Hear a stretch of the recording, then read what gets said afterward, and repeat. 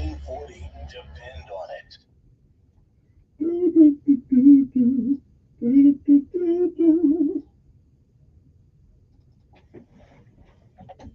You need to reset, refocus on your day. The moment where you take a deep breath and change the focus from the problem to the problem solver. This is Decisions with Kevin Elkins.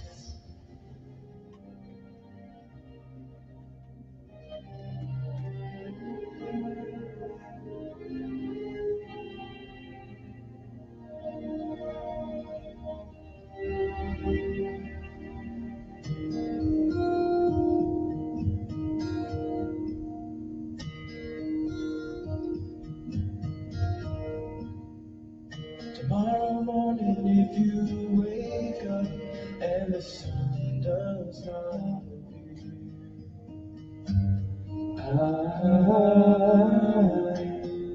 I will be here. If in the dark we lose sight of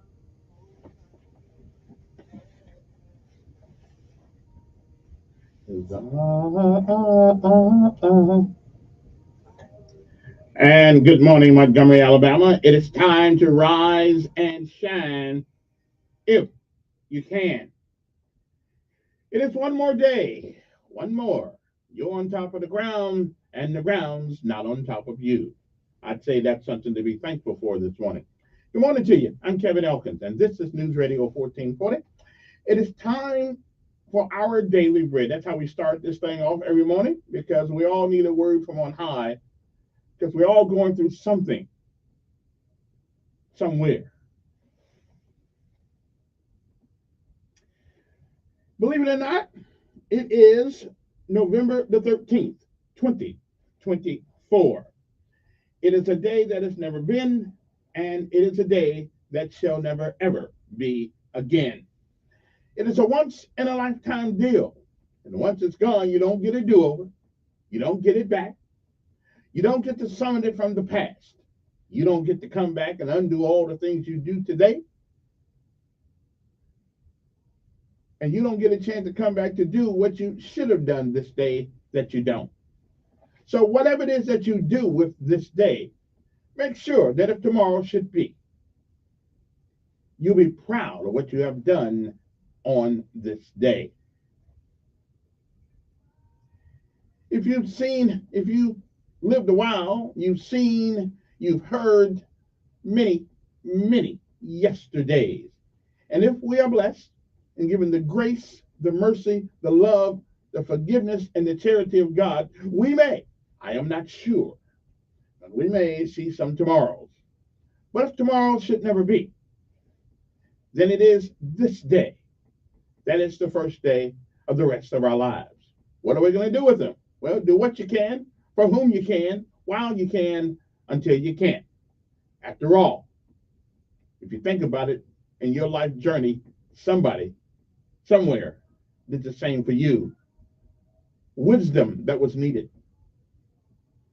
a shoulder to lean on, a heart that cared, and words that helped.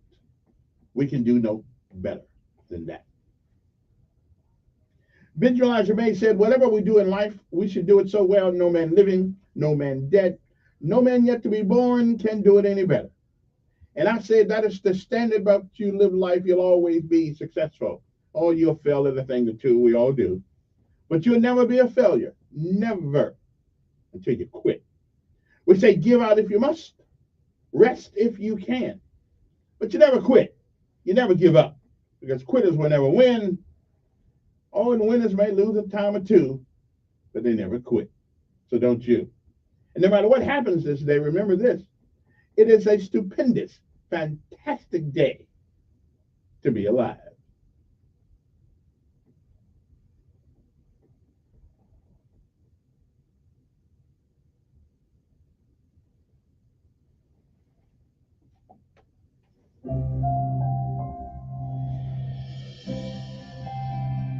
Welcome to this daily encouragement from our daily bread. I'm James Banks, and I titled our meditation today, unmeasured kindness. Two friends were shopping for a laptop in an electronics store when they ran into basketball great Shaquille O'Neal. Aware that O'Neal recently suffered the loss of his sister, a former teammate, they empathetically offered their condolences. After the two men returned to their shopping, Shaq approached them and told them to pick out the nicest laptop they could find. He then bought it for them simply because they saw him as a person going through a difficult time and was moved by their kindness. Millennia before that encounter, Solomon wrote in Proverbs 11, "Those who are kind benefit themselves." When we consider others' needs and do what we can to help and encourage them, we're rewarded ourselves. It may not be with a laptop or material things, but God has ways of blessing us that this world can't measure. As Solomon explained just one verse earlier in the same chapter, a kind-hearted woman gains honor, but ruthless men gain only wealth. There are gifts from God that are worth far more than money, and he measures them generously in his perfect wisdom and way. Kindness and generosity are part of God's character, and he loves to see them expressed in our own hearts and lives. Solomon summed up the matter well. Whoever refreshes others will be refreshed.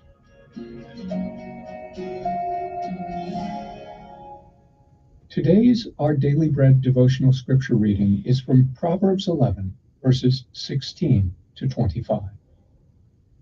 A kind-hearted woman gains honor, but ruthless men gain only wealth. Those who are kind benefit themselves, but the cruel bring ruin on themselves. A wicked person earns deceptive wages, but the one who sows righteousness reaps a sure reward. Truly the righteous attain life, but whoever pursues evil finds death. The Lord detests those whose hearts are perverse, but he delights in those whose ways are blameless. Be sure of this, the wicked will not go unpunished, but those who are righteous will go free. Like a gold ring in a pig's snout is a beautiful woman who shows no discretion. The desire of the righteous ends only in good, but the hope of the wicked only in wrath. One person gives freely, yet gains even more. Another withholds unduly, but comes to poverty. A generous person will prosper. Whoever refreshes others will be refreshed.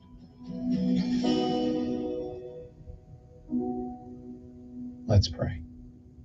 Dear God, we love your kindness, we love your wisdom, we love your word. Please help us to become more like you so that we may share your love with others in practical, down-to-earth ways. Thank you, Lord. It is in Jesus' name we pray. Amen. Thanks for listening today. My name is James Banks, and today's encouragement was provided by Our Daily Bread Ministries. Okay, only one more day of PT because we've been slacking lately, Veterans Day and all. So time to get it done.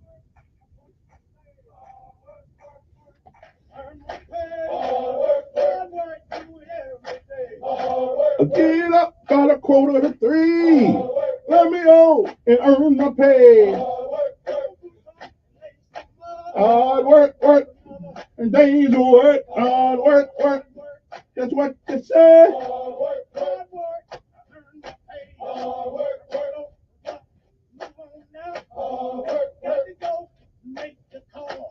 work.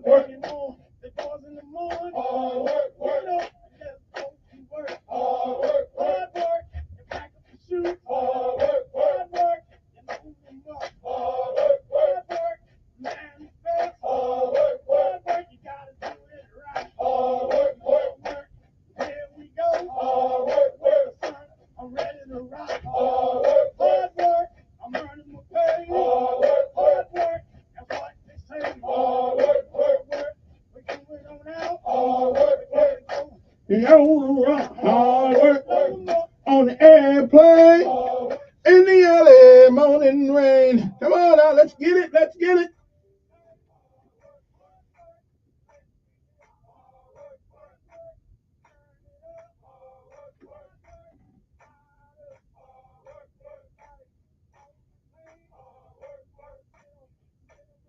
Hard work, work, hard work, work.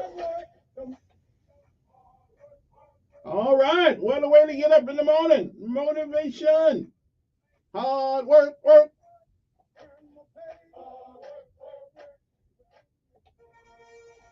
Kind of make me want to go out on maps out there and see if I can get back in. Anyway, good morning to you. It is a great day to be alive on top of the ground. And now we pay homage to all of our armed forces, past, present, and future. Because freedom is not free, somebody has to maintain it. It's your turn now. Do a good job.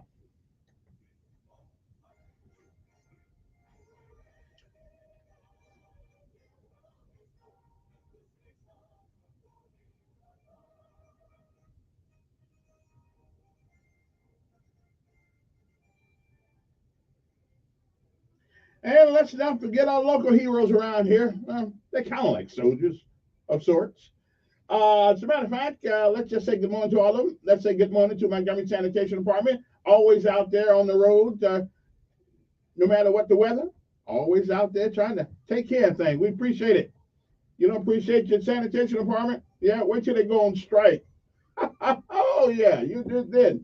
Good morning to Montgomery Police Department and Chief Bolay, or whatever his name is, and Batista, whatever, close to it. Also, let's say good morning. Hey, don't think I'm kissing up, but you gotta say good morning to the mayor of the city. I mean, you gotta do. I mean, I'm the mayor of the airways, but hey, what good is airways if you don't have a city? So, good morning to Mayor Stephen Reed. Also, good morning to the county commission, the guys, Singleton and all those guys, Doug Singleton, chairman, and those great members of that side. Oh, some of them are too scared to come up here and talk to me, but that's okay. I don't know why they're scared to talk to me. They just don't like me, I guess. But hey, I like them. Okay, maybe not all of them, but most of them. Nah, hell, I like them all. I just disagree with their politics, most of them. But other than that, we're pretty good. And let me say good morning to the COO of the city, Colonel Reed. Good morning, sir, as I salute you. Airborne. How about you don't really know what airborne means, but you do have a set of wings, though, called colonels.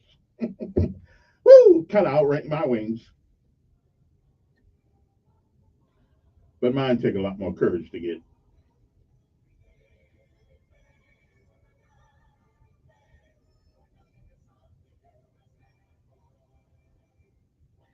And last but certainly not least, Montgomery Fire Department, who one of the best in the land. We appreciate them. And the Montgomery Maintenance Department. Okay. So, did I get everybody? Fire Department, school bus drivers, truck drivers coming in throughout the town. It is just an outstanding day to be alive.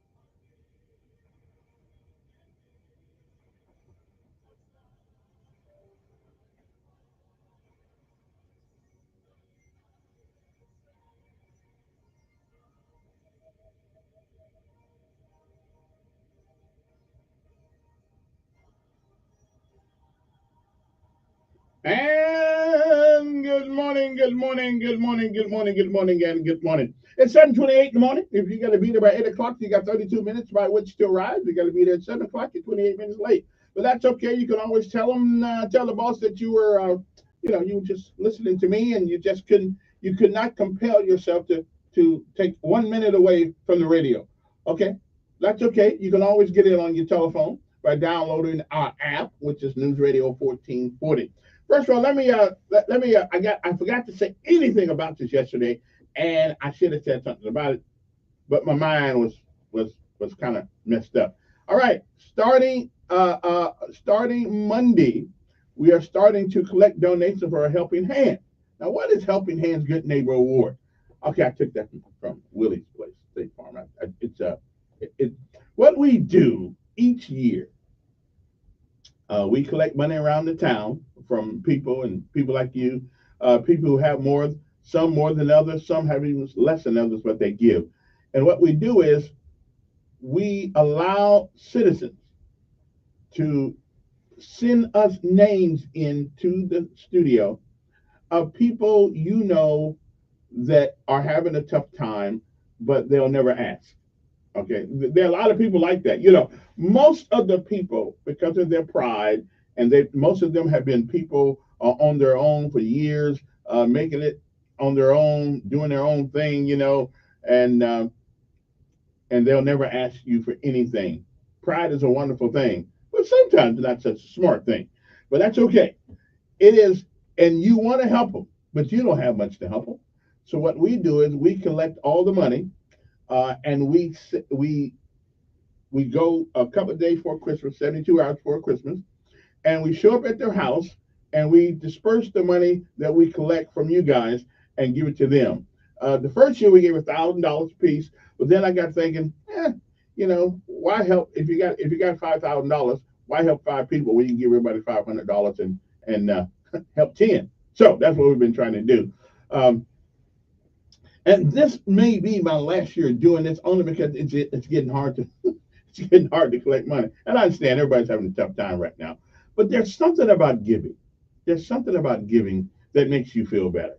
You know, and somehow it takes all your problems away from you to know that you help somebody else. And so so how we do this now? I think we start on the 13th, getting 13th to the 18th. We allow people to send in letters. So, but not before then, not after. And you have to send the letter to the studio. No text, no phone call. You don't have to write the letter. You got to do it on the computer, however you want to do it. But it must be in an envelope up here by the 18th of December. Okay, must be up here by the 18th of December. But we're collecting money until the 24th. So, and there's two ways to get money to us. Okay, when I say us, I mean the Helping Hands organization, which is actually me, actually, I guess. But I don't spend the money. It goes. Our account is at the Service First Bank. Uh, any Service First Bank, it's called the Helping Hand account, or if they can't find it on the Helping Hand, they do, because the folks down here on Commerce Street know who we are.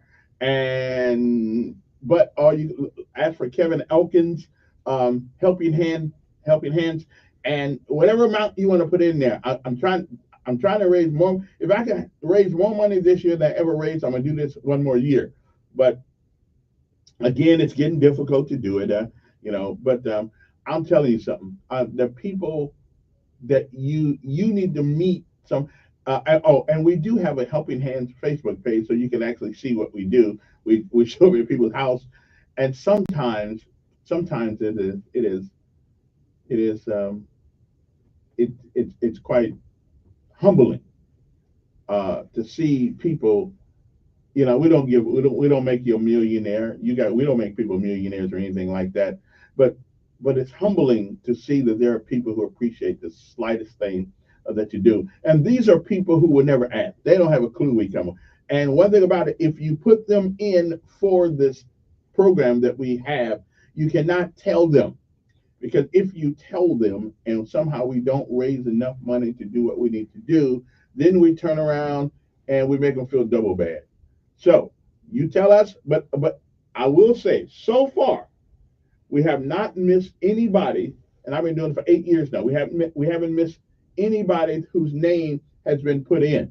Again, though, it has to be written in letter form, type, whatever, however you want to do it, and it's got to be sent. You can mail it, 1 Commerce Street, Suite 300. But I'm not taking them until the 18th, which gives you a lot of time right now to figure out who's out there. Okay, only one person from a family. Okay, they live in the same house anyway. So anyway, so that's what you do. So we're going to try to, and we'll take anything. $5. My goal this year is at least $15,000. That's what we're trying to do. Now, if all my Facebook friends would give $20, I'd get this without a problem. Uh, but let's see how much friends they are. But anyway, so that's how we do this, and we just try to help your neighbors. There was a, and to show you what I mean, there was a guy um, down the street from us who they gave him a what they call that when your grass gets too high and you can't cut it and anyway they gave him some sort of citation or something like that. And the funny thing about that is that we uh, and I didn't either. So I make it a habit of doing it now. But nobody went and knocked on the guy's door. You know, because they saw that the grass was high, so the city, they give you take. Nobody knocks on the door, and when they knock on the door, you find out that some of these people have cancer. They can't get out there and cut grass. Kids today don't really walk around too much asking can they cut the grass like I used to do when we was coming up. That's how we made money. We walked down the street with a lawnmower and see if we could cut. Now y'all lucky y'all got lawnmowers that's got a motor on them. Okay, but back in the day, you know, early '60s, early '70s, we had one that you with blades on it, and the only motor was behind it. The muscle we could come up with to cut it. Now the rich people, the fine people had the motor thing, but we didn't have the motor thing. But anyway, so there are lots of people out there who won't ask, who can't ask, who don't know how to ask because of their pride. So Helping Hands Good Neighbor Award is exactly that. It's neighbor helping neighbor. Okay. So again, you can donate any money. You can send it up here. You can bring it up here. Or you can take it to First Service Bank, any First Service Bank, and deposit into the Helping Hand account. If they can't find the Helping Hand account, because I think it's under my name, Kevin Elkins. I don't spend your money to make myself rich or anything like that. I don't steal it. We really, really, really, because the worst thing you can do is take people's hard-earned money and use it for your own benefit. Okay, that's not right. The good Lord don't like that, so we don't do that. As a matter of fact, we actually have money left from last year that is actually still in the thing, still in our case. Because I always leave money in it unless there's a real dire emergency at the last day, because it's always easier to collect money when you got a little bit to start with. The worst thing you do is start off with zero, and so we got a little money in it now. So all we actually need right now is 14.5. Okay, $14,500. That's my goal. Okay, so we got $558 down there in the thing now. So if you want to help us, all right, all you got to do is send a check, make it out to Helping Hands, and we'll put it downstairs, or you can go to any Service First Bank and donate it. Okay, we appreciate it. Now, I must tell you that we are not a 501c3. You don't get a tax write-off of this money. You just, we give it. I give mine. I don't get tax write-off for it either. But I had a 501c3, but I kind of like uh, let it go. Well, it's actually still there, but I don't use it because I haven't. I gotta give them $600 to what they call it, to recogitate it or whatever it is you got to do. So if you go 3 years, I think if you go 3 years without putting in the old tax thing on it, they kind of like rescind it. Well, I have the money because I haven't done much with it except this.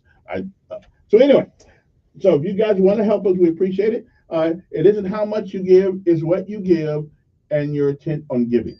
So we will, and I'll come get it. If you need to come to the house and get it, we'll do that.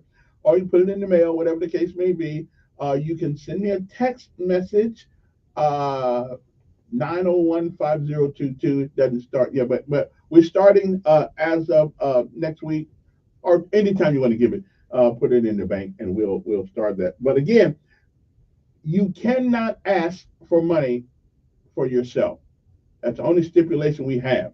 You have to ask for money for someone else. Maybe someone asks for some money for you. I don't know. But anyway, that's what our Helping Hands program is all about. We've been doing it for 8 years now. And I'm telling you, you folks have made a difference in people's lives. The hug I get, I'm passing it on to you guys because it's not I. All I do is just go out there and show up. Um, and disperse the money that you give us. But there are a lot of people out here, a lot of people who catching hell right now. Okay, and you may be catching some too. So like we all are, in some facet of the way. I mean, we almost too scared to open a light bill these days. I mean, really, so we're not exactly sure what's going to be in there. But something happens when you give, though. You always get it back. When me and Z used to go to church, I would see what Z would put into the plate. I said, Z, you get what you give, you know. And now the boy, even though he doesn't have a job, well, he does have a job because I pay him to do things, but he gives now much better than he used to give, and I'm proud of him for that. Even though he doesn't exactly know where he's going to get it, but the good Lord always makes sure that I got something to give the brother.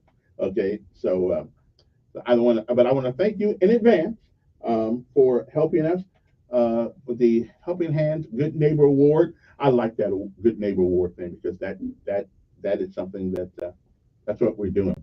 So you cannot ask for yourself, but you can always put in for somebody else.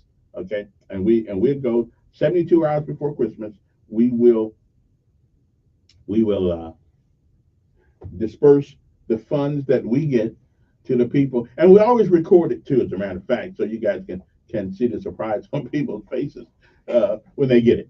All right, but if you got any more questions, our email address is montgomery.goodnews at gmail.com.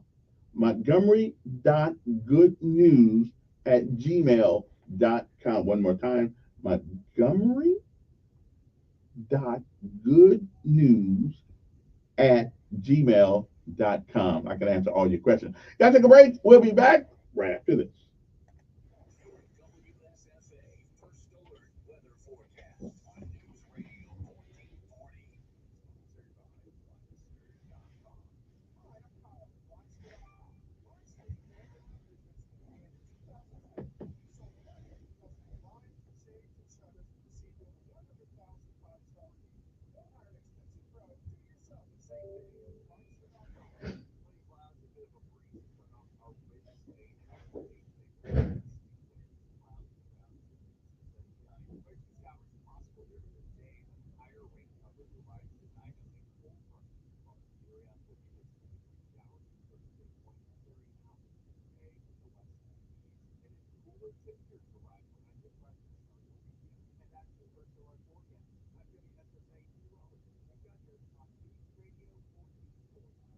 Montgomery Skywatch Traffic, brought to you by Sons Automotive, family owned, family driven on News Radio 1340.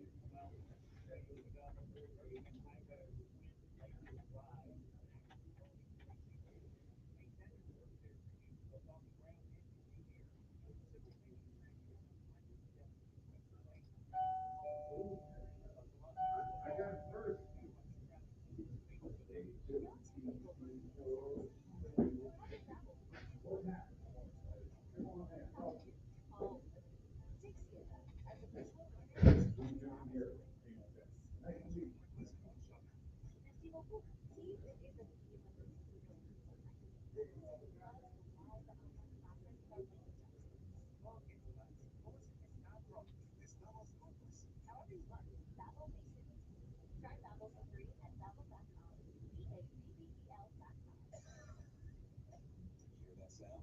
That's someone spreading an illness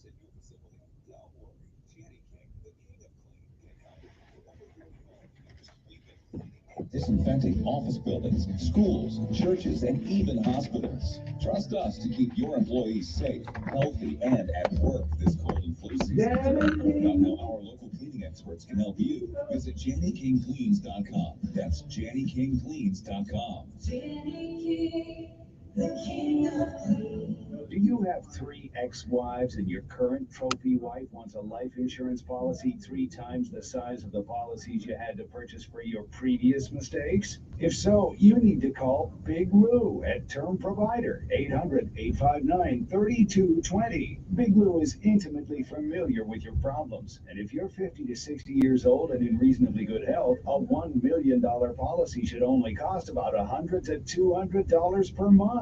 Big Lou may have a solution for your previous policies as well. You may even save enough money to lighten the load on your new $1 million policy. Remember, call Big Lou. He's like you, except he's only on number 2.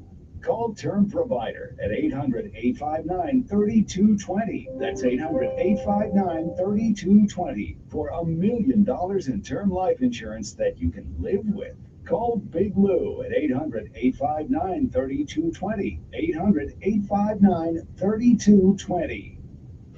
Hi, I'm Dr. Laura Falusi with today's Tips for Kids from the American Academy of Pediatrics. Did you know that tooth decay is an infection? Luckily, cavities are largely preventable. The bacteria that cause cavities pass from parents to children, so good oral health is a family affair. Take care of baby teeth as soon as they emerge by brushing them with a smear of toothpaste with fluoride. Talk with your pediatrician about your baby's oral health and take him to the dentist by age 1. For more, visit healthychildren.org. I got smart about mortgages. Now it's my house I go home to. I got smart about credit cards. Now paper or plastic has a whole new meaning. When it comes to your money, whatever you want to get smart about, you can find it at smartaboutmoney.org. Smartaboutmoney.org is a free online resource from the National Endowment for Financial Education. We're an independent nonprofit foundation dedicated to helping people just like you get sound information about money. Smartaboutmoney.org. Easy place to start when you want to get smart. Telling it like it really is. It's the Dan Bongino Show, weekdays from 11 to 2 on News Radio 1440. And we are back. Okay, the rumor has it that Nick Saban is leaving, going to LSU. Brian Kelly is getting fired. Okay, I don't believe it.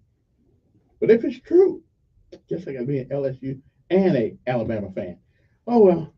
I don't know why Nick Kelly left. Brian Kelly left Notre Dame. What an idiot. Let me see who this is. Good morning on there. He left Notre Dame because he couldn't beat Alabama. And now he still can't beat Alabama. He jumped out of a nice, smooth spot to the SEC. And I guarantee you this, Mayor. If you take Indiana, 10-0 schedule, and Notre Dame's, and put them both in the SEC, they wouldn't have those wins. Listen, you're probably right, but I believe now this is one of those years. I believe that if it comes down to Notre Dame and Alabama, Notre Dame will beat Alabama this year. Well, that's yet to be seen. That's true. Alabama's got to get there first. Yeah, exactly. That's what I'm saying. I think Notre Dame. I don't know. I'm feeling good about Notre Dame this year. I'm feeling good. Yeah, we'll see. Well, good. Maybe you can drink a cold beer if they win the championship. Okay.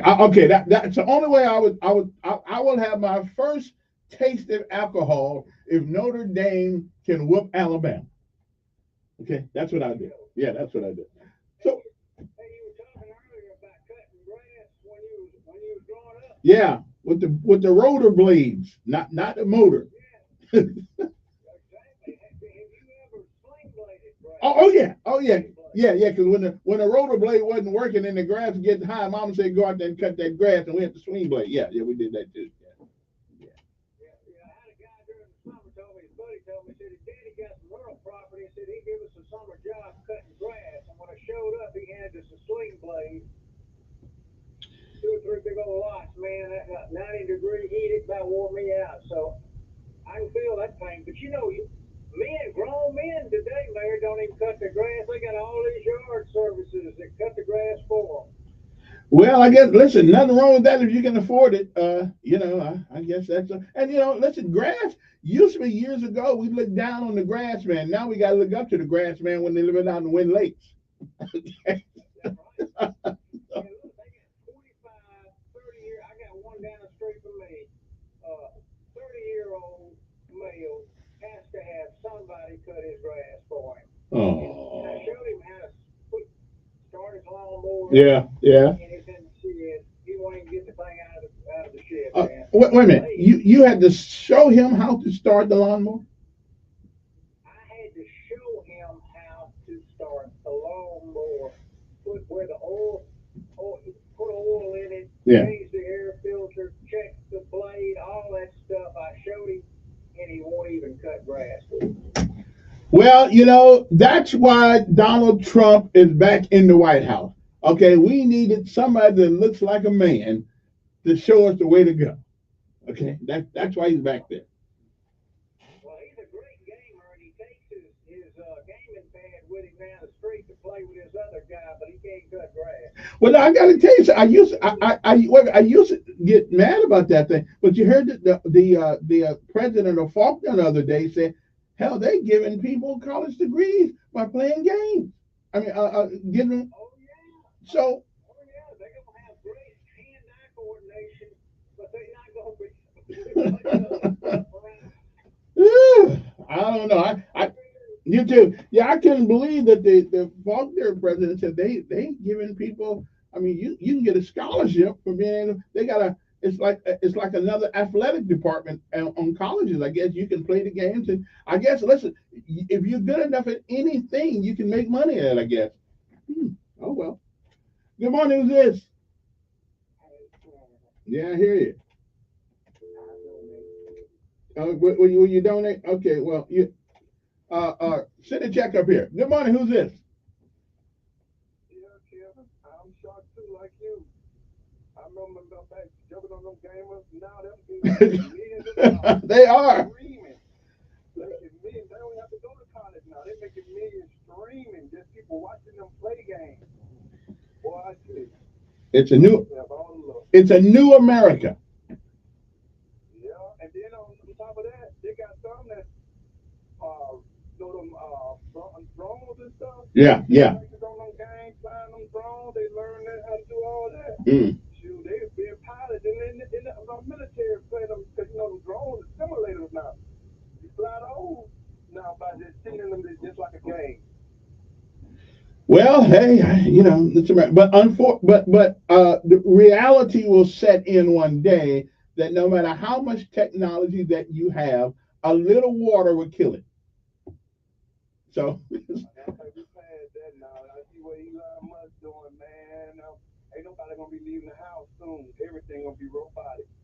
Well, manual labor's gonna be over with. Well, driving the truck, everything. Yeah, not me. I'm never gonna trust a vehicle that will drive me when I'm sitting in the seat next to it and ain't nobody over there. That ain't gonna happen with me. Yeah. The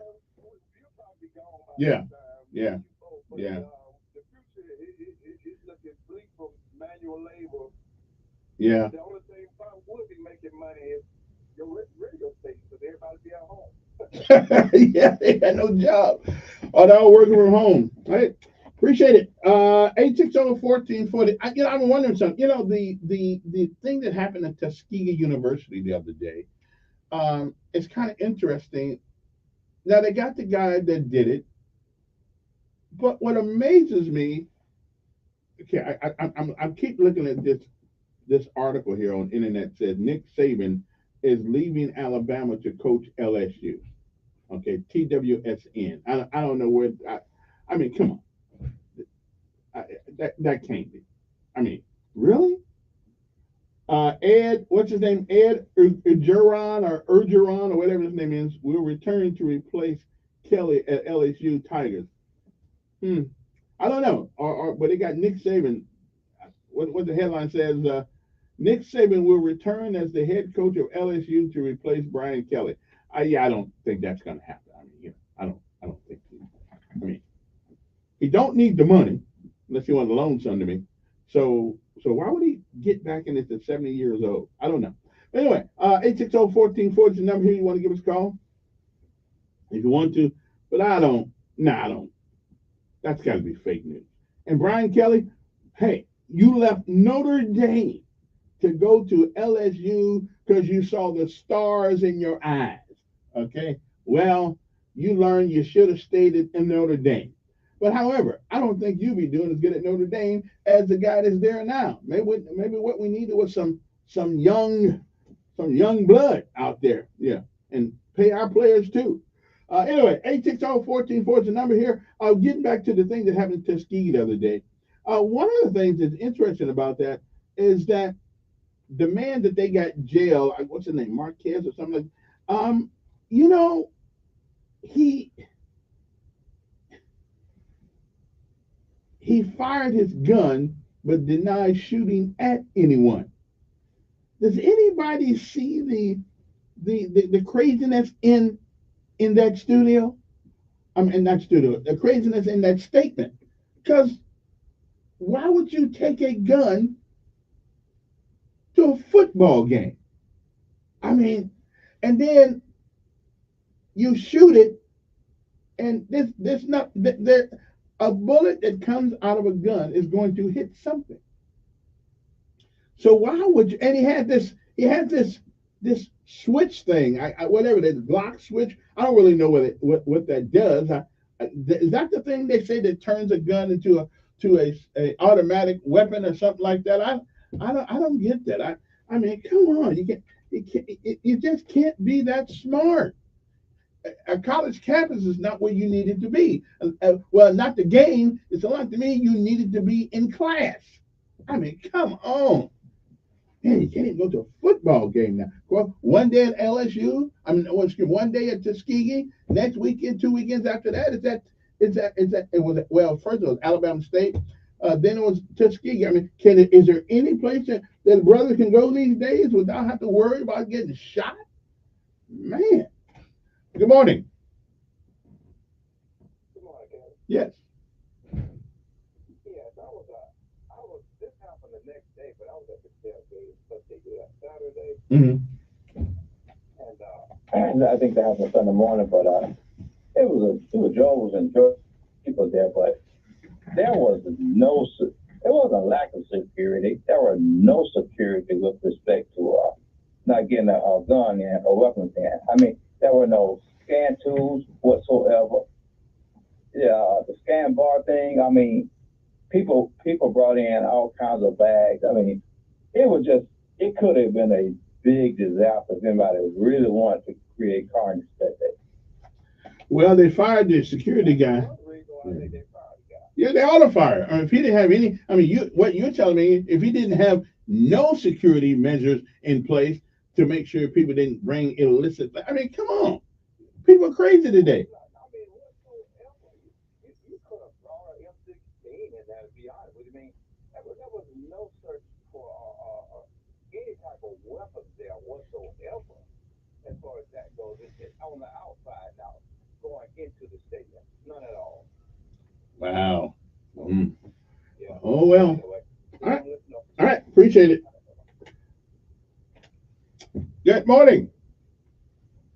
Good morning, Kevin. Yes, sir. Scary situation. I know it's short, but I want to say on that Tuskegee issue, that it reminds me, I worked in a hospital setting. They had to fire that guy. They had to fire security because it was a security issue, the bottom line. So it's just sad that we got to lock these companies down and start picking and choosing who do what on the campus. But we're there. And we don't wait from the second. Down to weapons, and nobody's going to the count.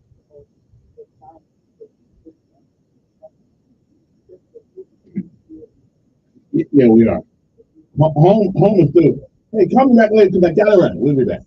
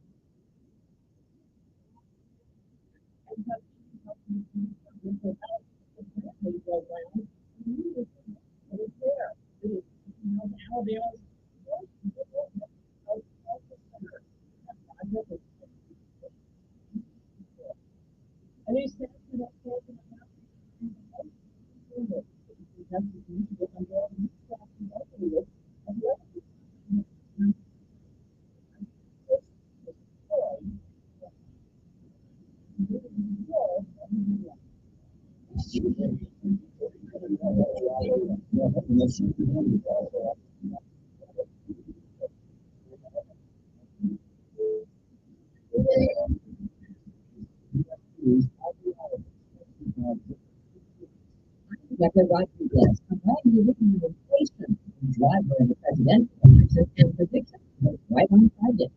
Fuel prices rose 2.6% when from the year before.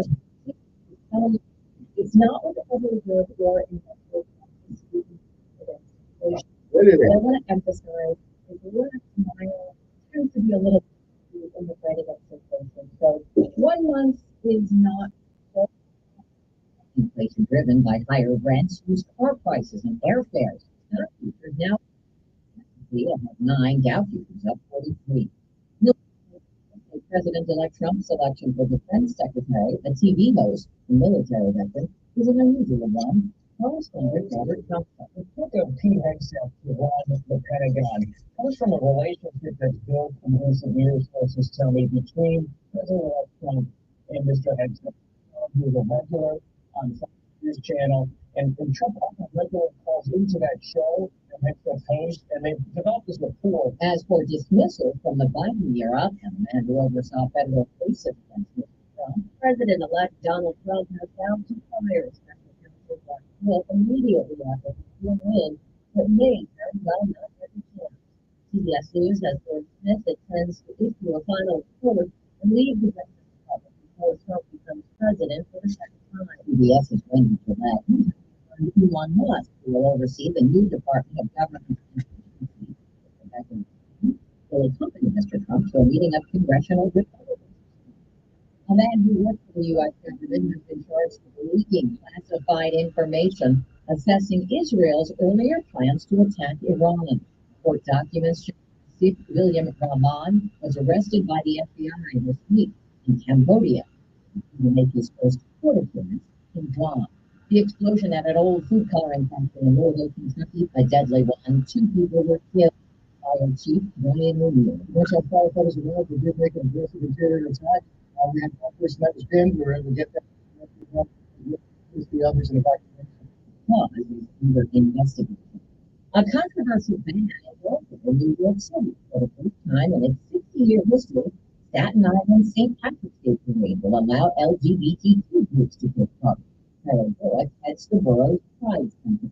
We're super excited to be able to do more parade with just up in the TV features. 8. This is CBS News. The annual Progressive Peace to Progress program provides deserving veterans, helping our heroes drive their lives forward. Learn more at peacetoprogress.com. Right now may be the perfect time for you to rethink how you pay for health care. And here's why. This time of year is decision time for a lot of people, but it's also when you can join MediShare and save even more than usual. For many families, joining MediShare means saving about $500 a month, which is game changer. Obviously, that's more. MediShare members like it. The satisfaction rate is 98%. Imagine that. And MediShare is a proven thing too for over 30 years. It's a Christian community of hundreds of thousands of people. And here's the thing, if you join before November 15th, when you mention the promo code SHARE, they'll waive your application fee. You save even more right off the bat. I'll give you the number here in a second, but call and get a price within 2 minutes. Again, the deadline is November 15th. So call now to save you the minute. Here's the number: 877-26-BIBLE. That's 877-26. Perhaps for auction today, the studio and other assets of a conspiracy theorist company. The proceeds will help pay the nearly $1.5 billion in defamation lawsuit that Alex Jones owes to families of victims of the Sandy Hook elementary school shooting in Connecticut, calling the massacre a hoax. Jones says his InfoWars company could be shut down if opponents win the bidding. He says he may be allowed to stay and keep using the company name and platforms if reported about the assets. Jones has set up a new studio, websites, and social media accounts. Nathan, CBS News. Apologies to this guy. The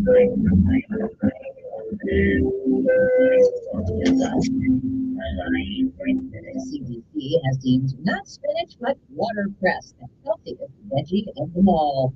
Chinese cabbage is a close second. Deborah Rodriguez, CBS News.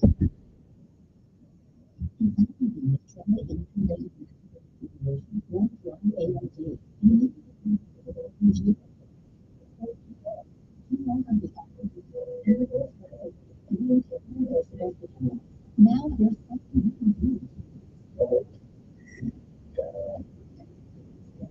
Survey is proven to slow your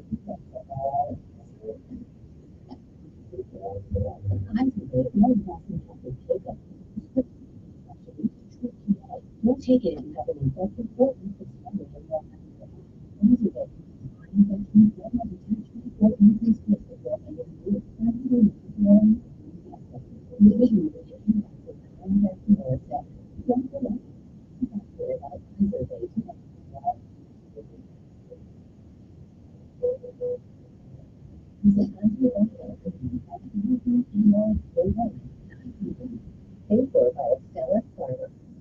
He's the voice of the truth.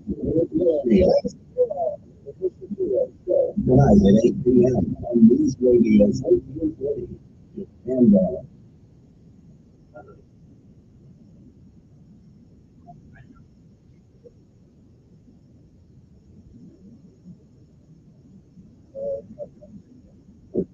I'm told a couple times, look, when I'm saying it, I tell people all the time, it's not done. It's loud.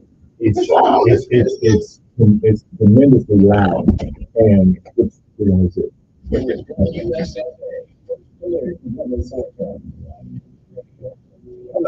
no, we're live. We don't, Oh, yeah, that's what he was telling me. Yeah. He said, "Go ahead, but I'm next." He said, when it comes on, you're hot." Yeah. But it's nice to see this. And, for years, I went out to Alabama State trying to get somebody out there. Because nobody's going to last the paper ever. I ain't going to. I've been here 23 years. I've been doing this job for 32 years. But I want somebody from ASU to come out here to learn how to do this. But because we are a conservative system,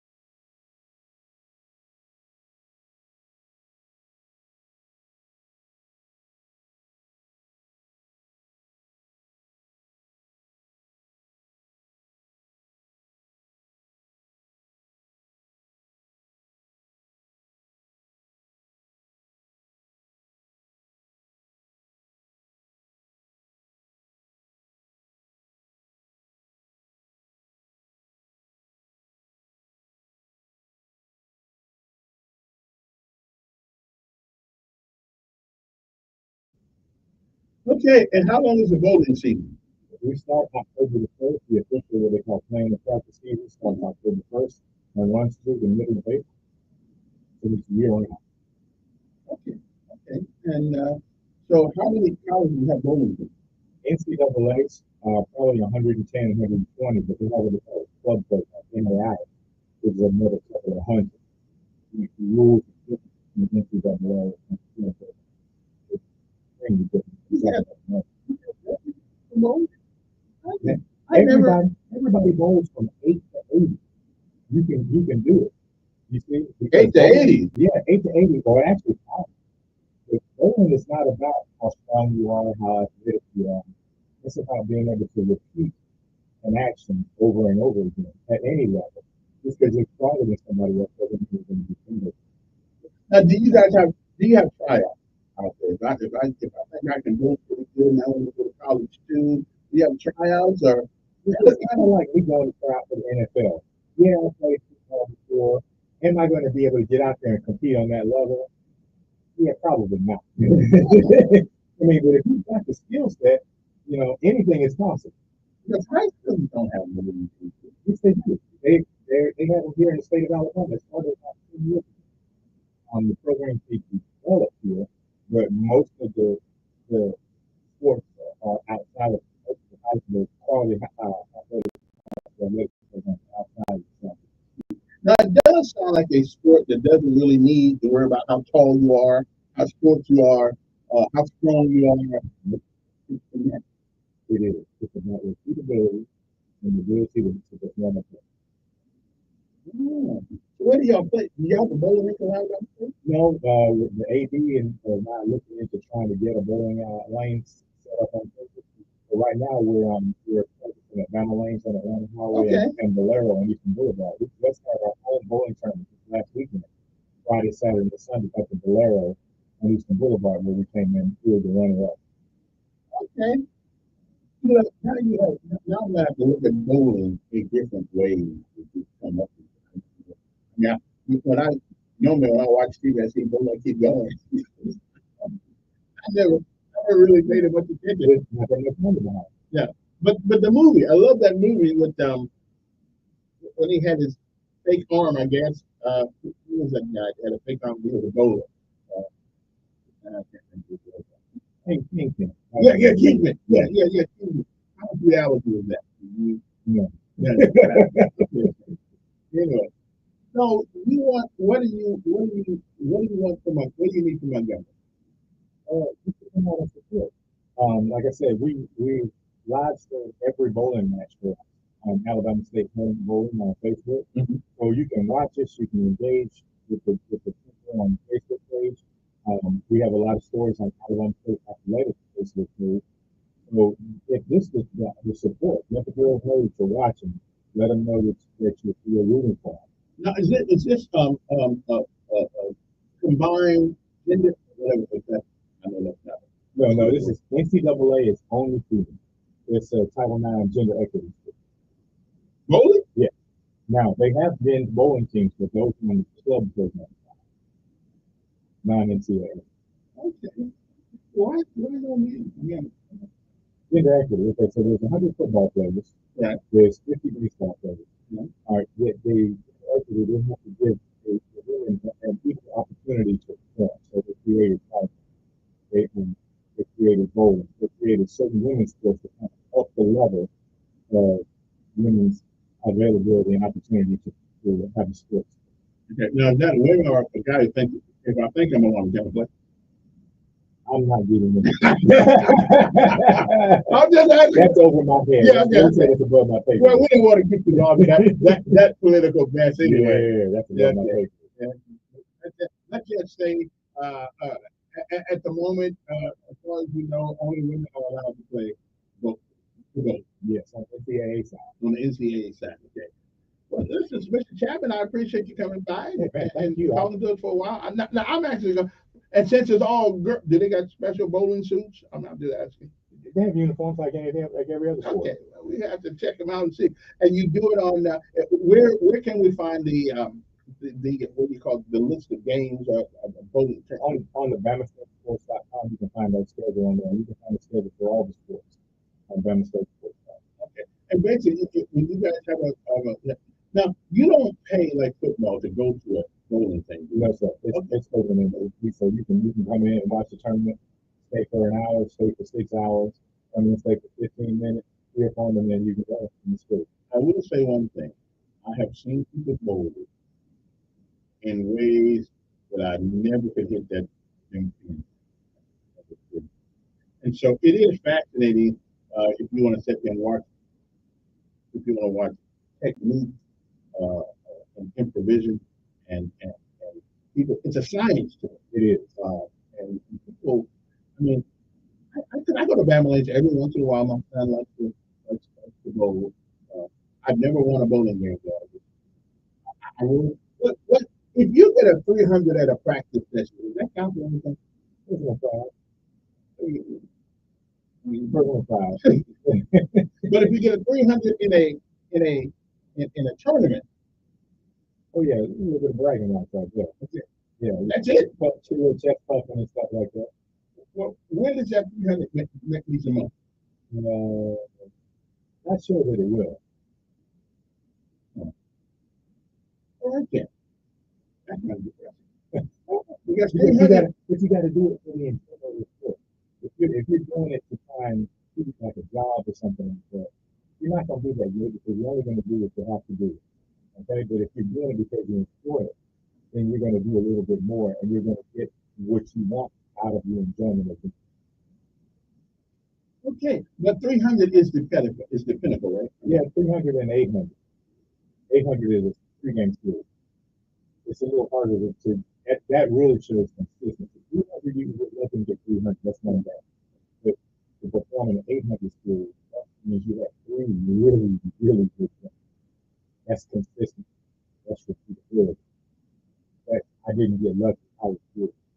Well, I got to tell you, I learned something because that's the first time I ever heard anything 800 associated with me. Yeah. And I didn't know anything about that. Well, okay, so then go on Facebook. If your child is, how do you recruit? Mostly, I go to this tournament called the Junior Gold Tournament, which is the largest youth tournament in the country every summer. I go for about 2 weeks. I discover talent.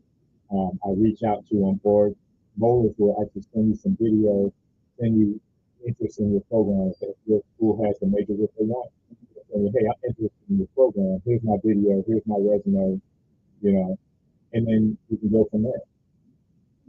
I need to do a better job. I didn't even this morning. I never even yeah, I've been a coach for the spin here.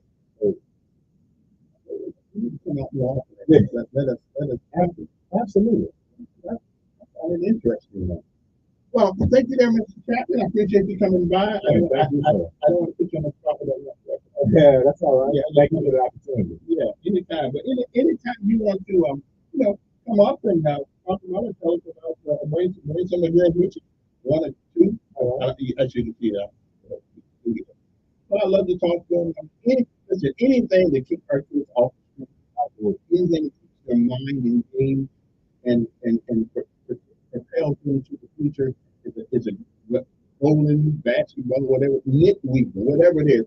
Wanting to take them to a place where they can become excellent at what they do. I think we're gonna do all of it. And I appreciate you for even when I'm your best. You do a job.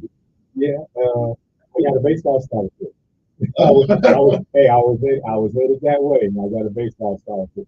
I love living in Central America and Baltimore and Philly and North Carolina. So, but I got the baseball scholarship to come here to my alma mater, Alabama State University. Yeah. Central America. I've been there once or twice. But that was back in the 80s when we were trying to build the drug thing. Oh, I was there in the 70s before Carter built the canal back to the This is really good. Yeah. We didn't like it though, because we had a tight community. And so it was our paradise. I mean, you could wake up and be on the beach every day. Okay, I live in Hawaii. Okay. Let's not even go there. Okay. All right. As a matter of fact, one of the reasons why I left Hawaii because I woke up every day and saw the ocean looking at me, and I said, if a tsunami hit, I'm gone. So I got on my plane one day and landed in Seattle in 2 weeks, and I was ready to go. I lived there for 3 years. Anyway, thank you, sir, for coming up, and I hope you didn't enjoy this year. I've learned things about oil and gas. I've never heard of it. We'll be right back after these messages. So don't jump away.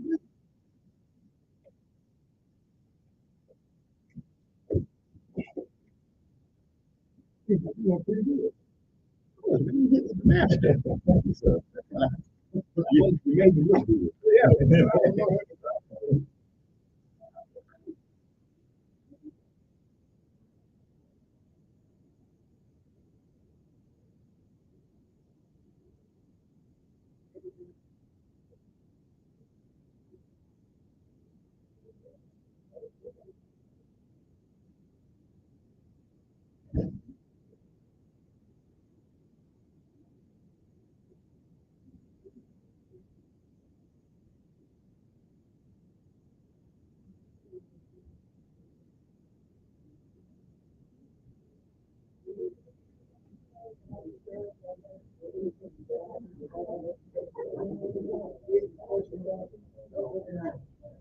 First of all, you know, you're supposed to call me anyway.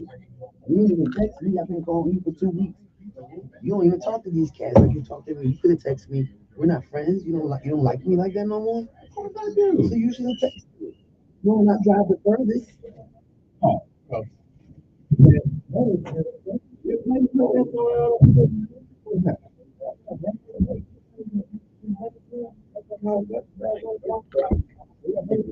I don't know what they do. I ain't seen the whole person.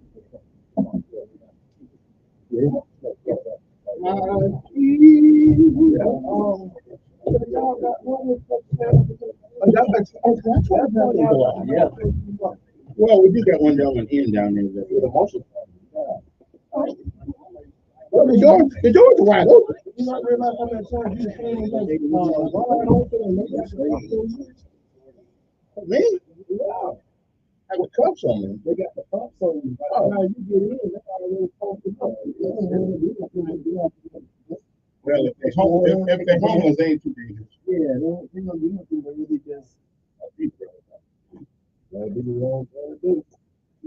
Yeah, we never can. Now, what are we talking about? Number one, because me and Dr. Allen so long. Me and Tommy talk about like why are African American people being born like us when her own male in their own culture and own religion and supported. So I have nothing to do with African American support. It should be across the board. So I don't know if you agree with that. Because you know when we argue on the black and white thing and the public Democrat thing, the executive it's kind of old, but we can talk about things. And I want to talk about on my own and as a Democrat, how they kind of manifested in the ballot, you know, so I'm saying there's just a lot of things that we can talk about. But the main focus is the question of the last couple of months has been the woman ready for America ready for a woman president. And I believe in the beginning that it was no because I felt like it was not that one. Well, listen,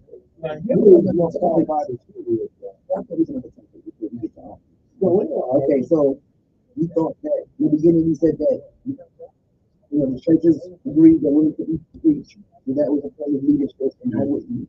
And we couldn't agree that women should be leadership.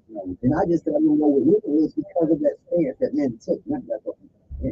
Right? So I do want to talk about how they were under the bus with Democratic credit set up. Because Biden, they knew Biden was going to win. You know what I'm saying? So it was just a whole issue. So I got other things I wanted to add about my party without attacking the party. Because I'm from Brooklyn. I like Trump. You know, New York is kind of like him. I just didn't vote for that. I just want to talk about that. Democrat Party. They represent almost good. So Well, just talk about instead of things like that, because I'm talking about those. I'm talking more detail about the specific things that have happened over the years. Let's not get petty about it. But I'm saying, so let's use the last 30 years, right? Let's talk about the things that made your party attractive to me. With your party, that's more conversation. And let's talk about it. They don't have to be followed. They just have to be convenient. They have to be. We haven't been part of the conversation in a while, so we want to make sure we understand where we're at. We're not here to be combative. It's like we're here to just come to an understanding. So, Kevin, this is David. When you get through it, you always make all these assumptions. Because they have a lot of people decided that we reject everybody. So what is going on? Before we got a time. We got time to communicate. And if you don't get the people, people away with them, you can communicate without your if you don't mind. Okay. So anyway, talk about your party and how beautiful it is. I don't belong to the party. Matter of fact, as a matter of fact, the honest to God truth. I'm gonna talk Let me ask you a question. Wait a minute. You don't have to do that. See, he's gonna do that. I got you. To tell the truth, people, black folks and white folks, Republicans and Democrats that vote are not what they vote for. They vote for Democrats and Republicans. They are not them. If you don't have a card to say you belong to the Democratic Party, I'm coming to you. Most 98% of black people who call themselves Democrats, right, do not belong to the party. Most American, right? We vote independent. Now, what it is you're not a card carrying election. I got to say, you're not a Democrat. No. And you're not a Republican. You're just a voter. Now, what happens? Like a fake game. They can go back and forth and see what you primarily vote. Sure. But that don't make you one of them. They ain't like us. No. Now, if you run for public office, you got to run one or the other. You don't have to, but you're not going to get on the. No, you don't. Depending on what you can run as independent, but you don't get a party. You don't get the ballot. Okay, I'm going on that. So if you run on the ticket, right? Let's just say you run for county commissioner and you don't get the Democrat nod, you're going to label it independent. Okay, we are back. Just want to hope everybody enjoyed Mr. Chapman talking about voting. And I never thought voting would be that interesting. Well, that was actually, it would get 800. Anyway, ladies and gentlemen, this is the second Wednesday of the month. And I got my team up here, the kitchen table team, and they are, I guess we want to discuss the happenings of the election. Now, let me take this one fellow over here for a quick minute, then I'll get back to you. Because we're supposed to start at 9 o'clock anyway. So let me get this guy on. Good morning. Not really, but go ahead. You're probably right. I'm not a bowler. So.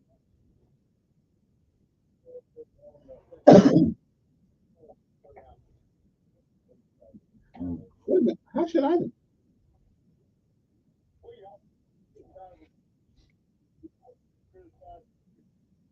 Maybe so, but he should, if he had concerns, then he should have went to the university to ask them. Yeah. That's true. I agree. Can I add that the open carry law allows people to just walk around with that?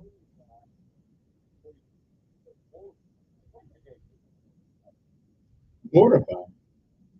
He said mortified. Oh, I don't know what that means. Yeah. I don't know. Oh, okay.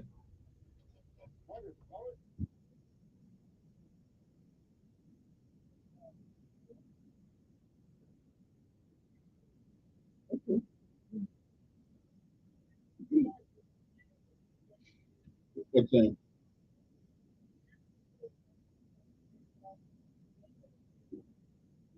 I don't think I have to tell you anything.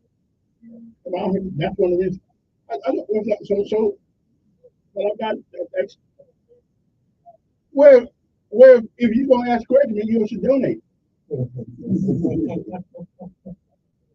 Well, I'm with you, and that's this America. Okay. Well, again, those who call me who gave money, I'll answer. That's what I love about not being a 501c3. I'll tell you if you gave us money, but if you didn't give it, I'll let you know that.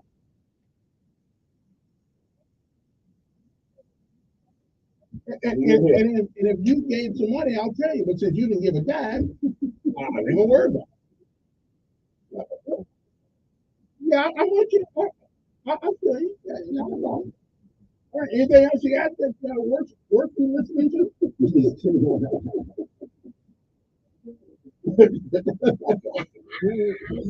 Okay. Good morning. Good morning. Who's this?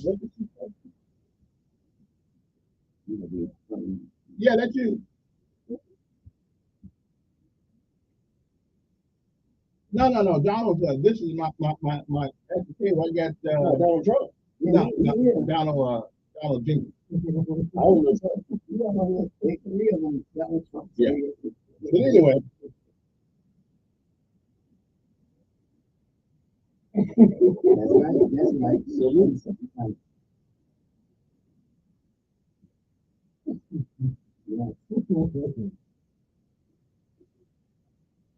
Yeah.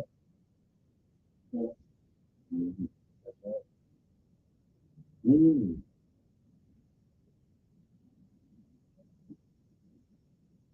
Mm-hmm.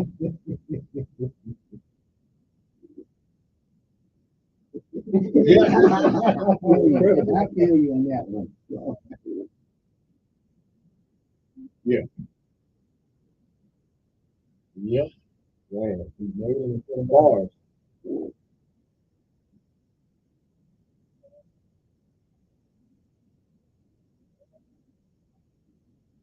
Right.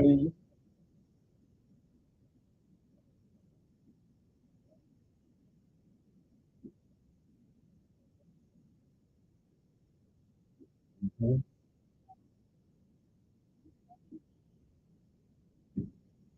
Mm. Mm.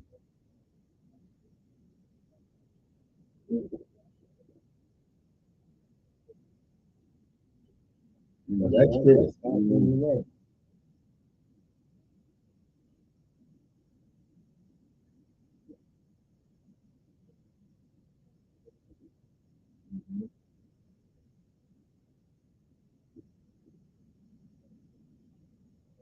That's right.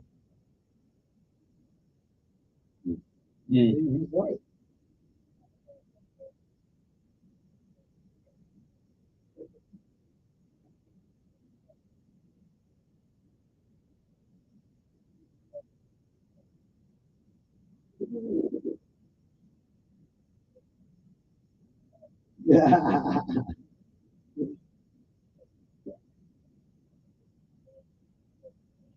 Mm-hmm. Amen. That's right.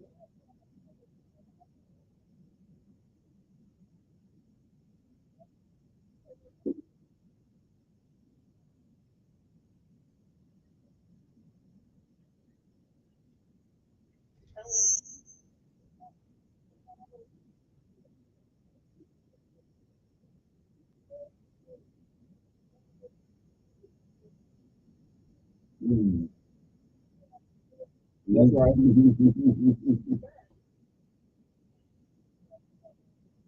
A plan.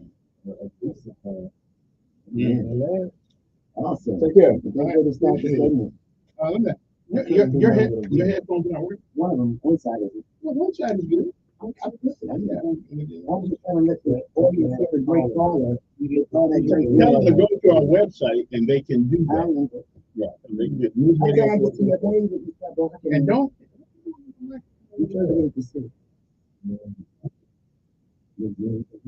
Yeah, well, that's because it's supposed to be. What? Okay. Oh, yeah. Hey, baby. Last caller.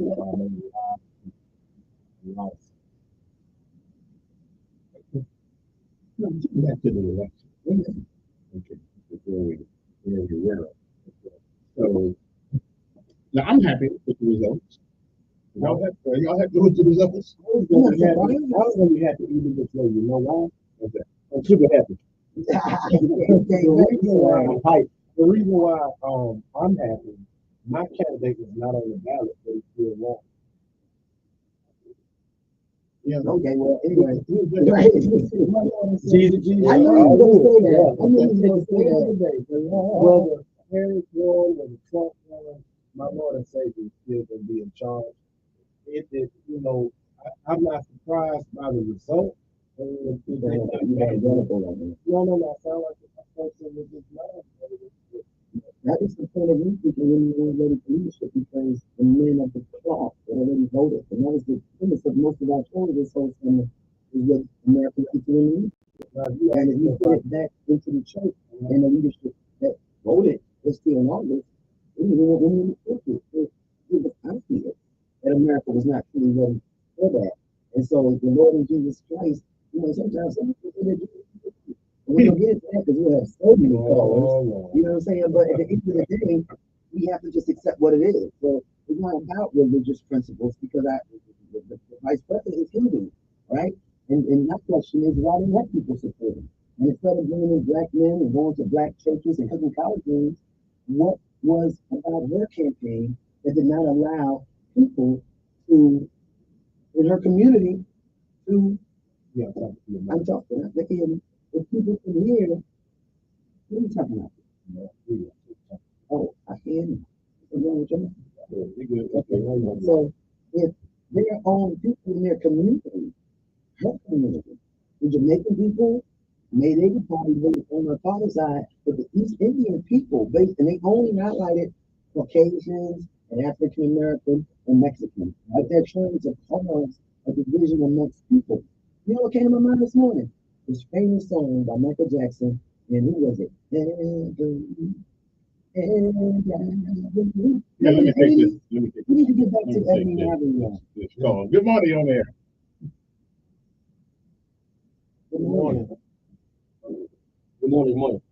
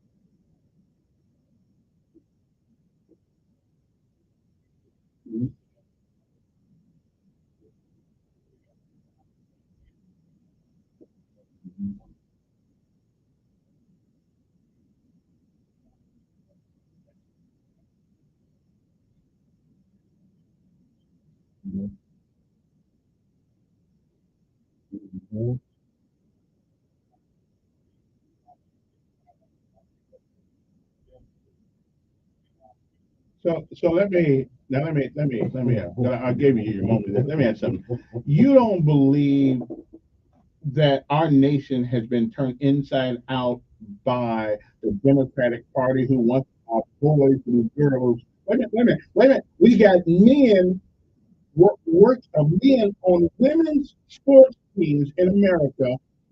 Now, you don't think we've already been turned upside down?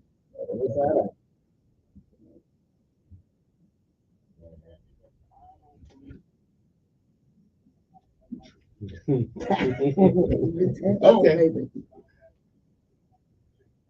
Tell me something. Wait a minute. Tell me something about his heart that you think is detrimental to the United States. Some of the things he said tell me one thing the man has said. No. Give me one thing the man has said that you think is going to be detrimental. Now you keep saying that crap. On Project 25. I'll say that Paul doesn't want it. 2025 was not his thing. Okay, but we don't know that. It had nothing to do. He spoke on it. He made very consulting conversation. Let me hear this guy. You don't know what it is? Okay, but right now, wait. Before you say anything else, tell me something that the man said that you think is detrimental to quote unquote democracy.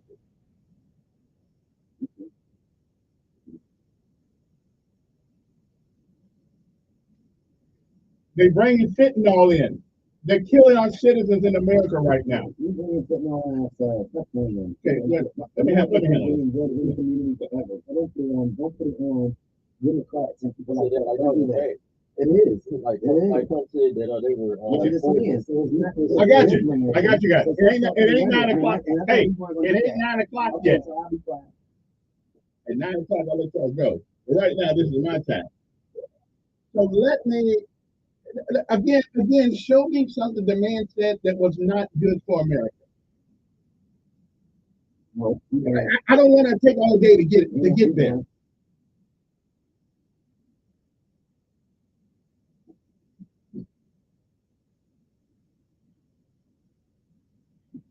When did you say that?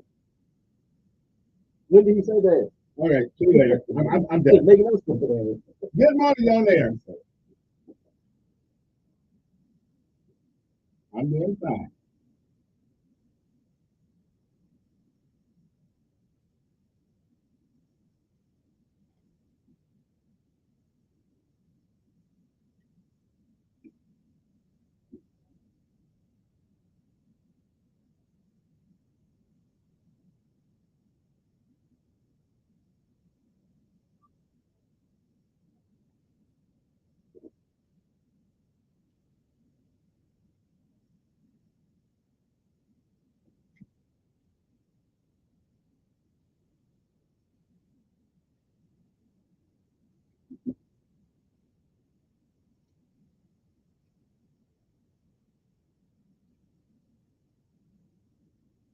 The truth and the light.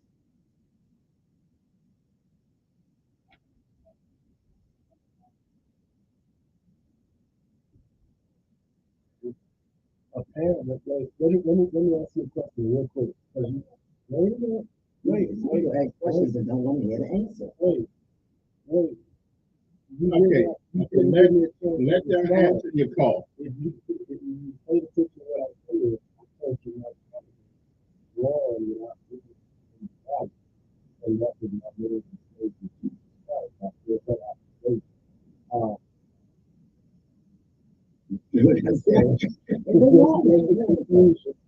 Good morning. All right then.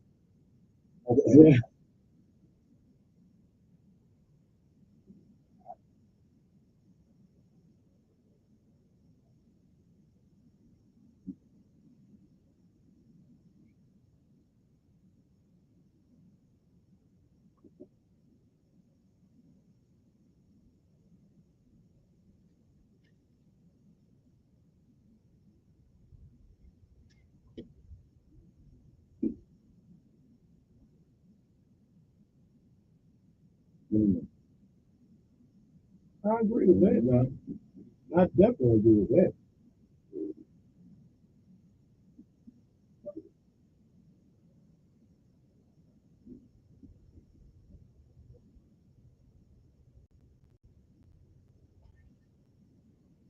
Can I ask you a question? Okay. No, everything you said was great. On point. Can I ask a question? Now, I think the problem with young Americans in the concept of Jesus Christ, the older people, we get it because that's the way we were raised on it. But the young people have been kind of disconnected because of how divided the country's been on race.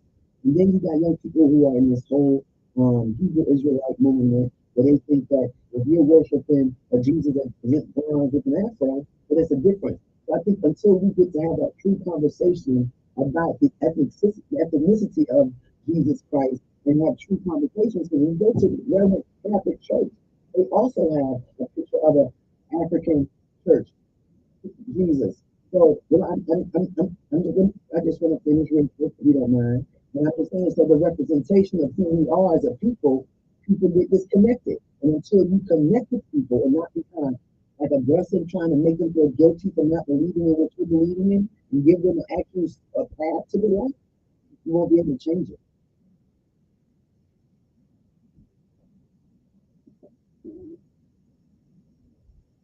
Just 10, only 10.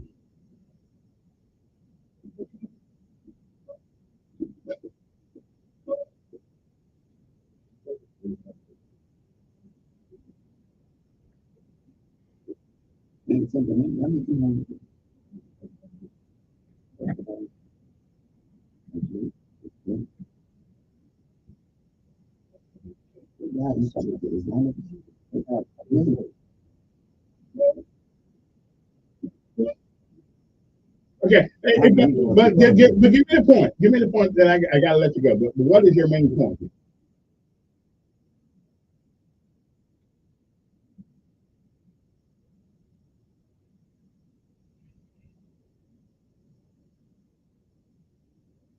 I agree.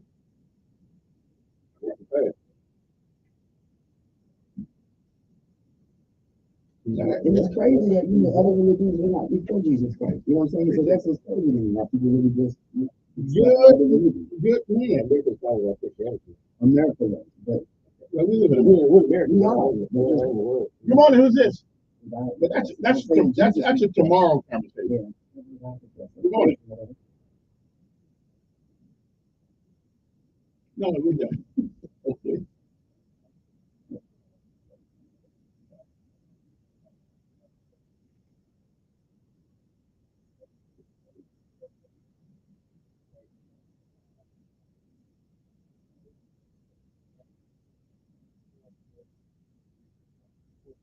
It was me, and I'm a female, but I just want to let you know I'm a female that said that. Let me finish. I just want to correct you guys. It's okay. I have a deep voice. No problem. Okay. No problem.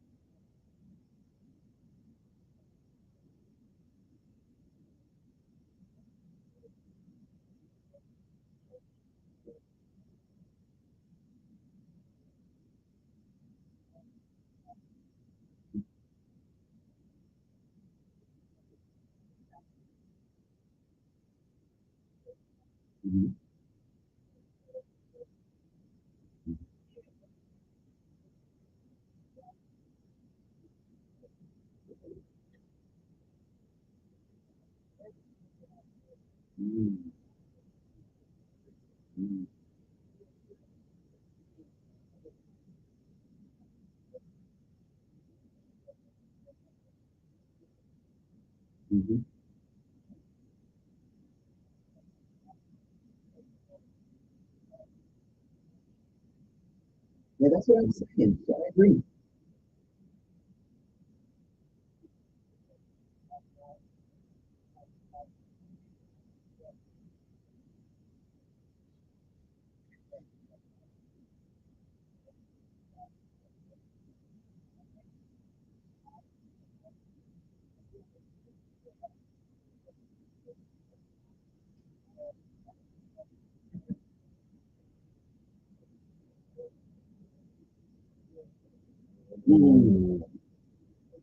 Amen. That's it.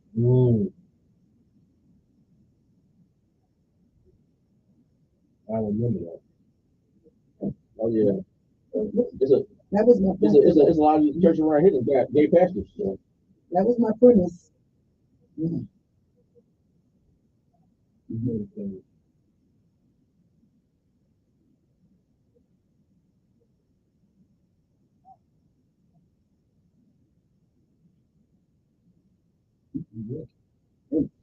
that was my premise of the conversation. That's what I was saying. The disconnected back in the day, we did it because we were told to do it. These kids want to see an example. I thought we were really talking about the coffee going. Maybe so, but Lord knows. okay.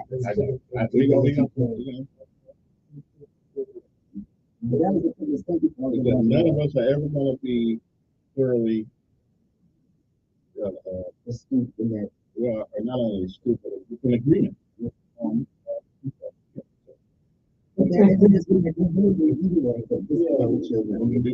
I think what you say, that's not exactly what he's saying. I said, listen, you should want to see the tasty. When they research, that's why I said you know Israelites. They see that. But I'm talking about a generation. What I was talking to a man to like Jesus Christ. And I said, the problem is you can't bring that back into America. What that is. When you got Jesus Christ, when mom can't get married yet, but they're tied to the years. They don't have time to do it. I talked to 20 guys yesterday, and they were like, they ain't going to church. And then my oldest cousin, they and then they just they don't have time to get to church anymore because guess what? And now you have to get food, and now they cost you know what's so in the morning?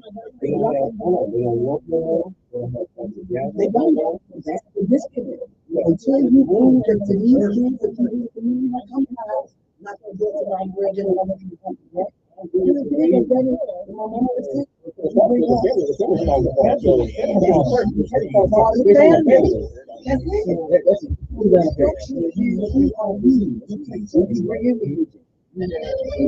be too aggressive.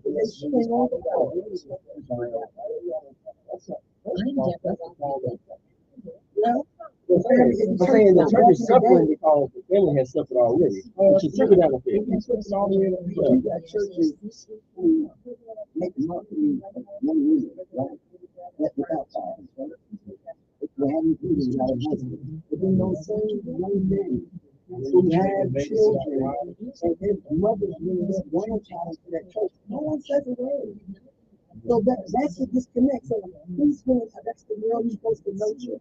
Is now she needs to really, you know what I'm saying? There's so many disconnects. What is happening is, because the family has separated itself, because the family has separated itself, and now you have women who are like leaving the household by the workforce, especially black community, right?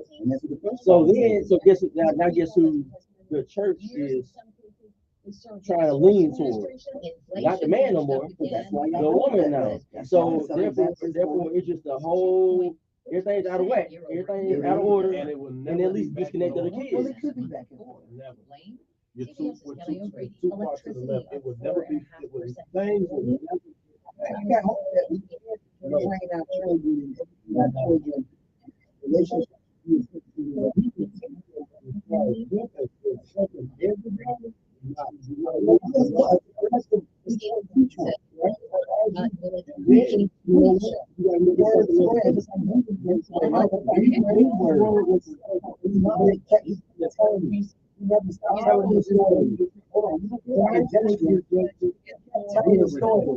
Keep telling stories. Nobody gave up. Nobody gave up.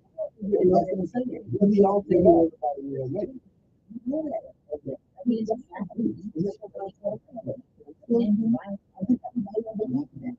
this country is based on the foundation. This is a value trust. And none of it, you don't say Jesus. Most of them were teachers. The type of Christian they were, they were more like Catholic. Are you saying that Americans didn't know a religion, or was it they were Protestants to the Catholic Church? I remember that.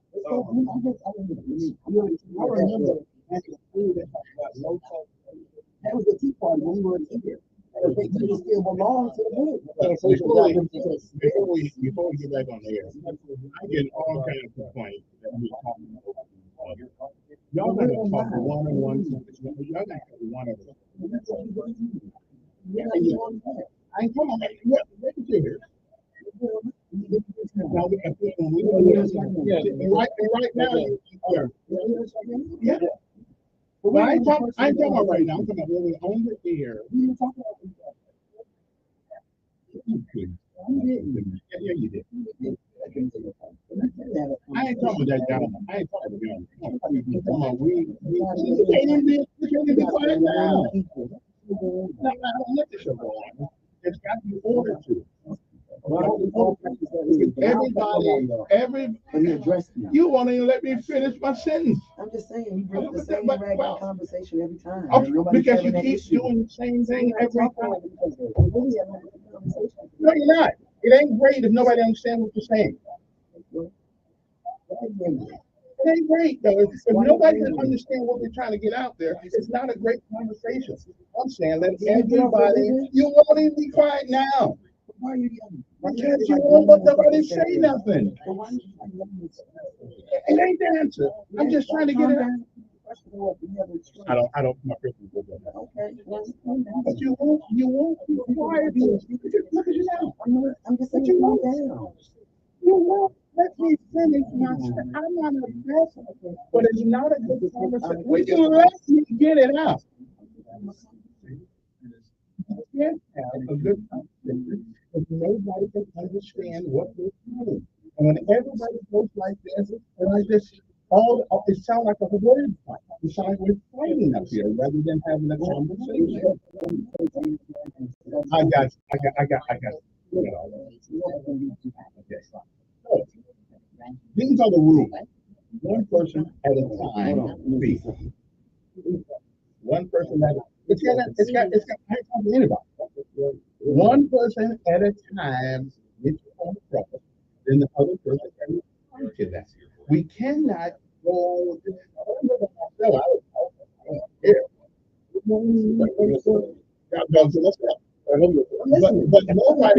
But nobody can understand us if we just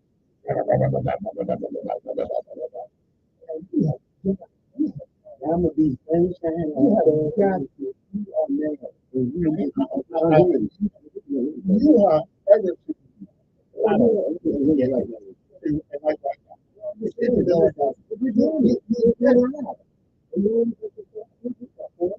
you gotta show up on this my show.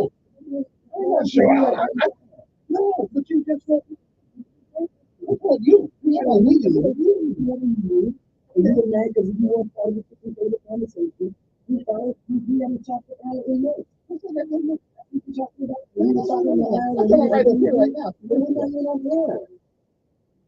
I'm doing this so when you get back on the conversation for the last 6 months.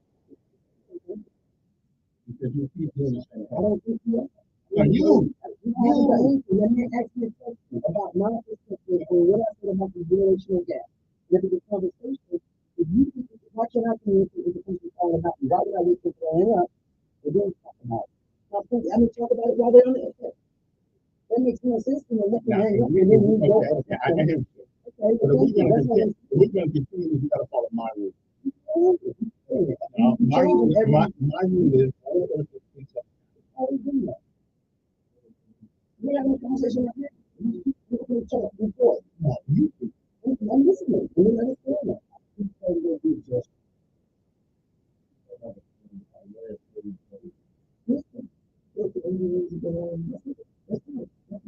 And the Indians too. The Indians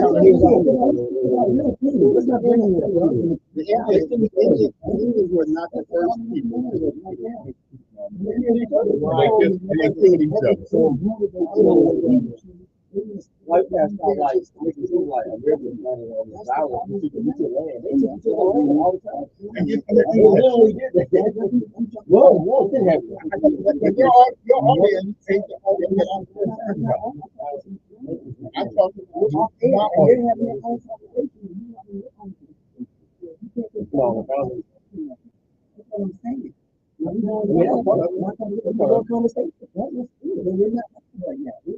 Am I right? If you're not, I should not have to fight on my own show to get you heard. I should have to do that. Looking for a business, medicine. If you're out there in the community, there's a lot of people listen to everybody. I think everybody pick that up. And they're doing this. There's also a misconception that there's also another older lady that came out with this and said, no, he ain't no baby. The white the Caucasian lady, the black lady. Yeah, it's really a lot of people missing. And then there was a man out in Wisconsin with 11 girls.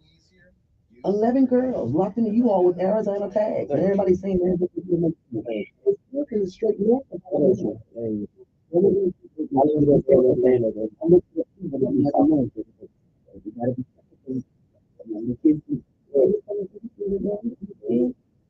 Like about 50 kids.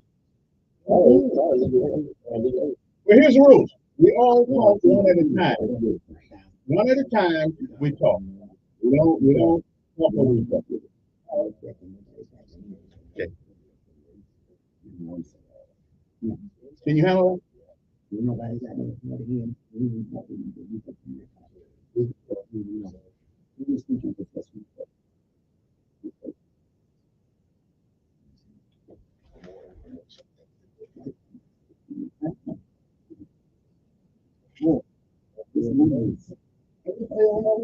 This ain't got anything to do okay, but you can't have a separate audience you're talking to like you're talking to us. Listen, we can't have two talkers going on at the same time. Okay. Again, when the mic comes back on, when the mic comes back on,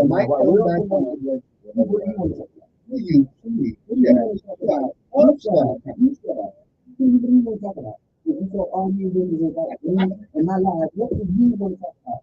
You talking about what I want to talk about. I don't care what you're talking about. You can't talk about what it's over here. No, no, no. Because you don't have to talk to them at the same time. Because they blocked. Yeah, but they ain't doing it out here. They ain't doing it. They crazy. Why can't I do it?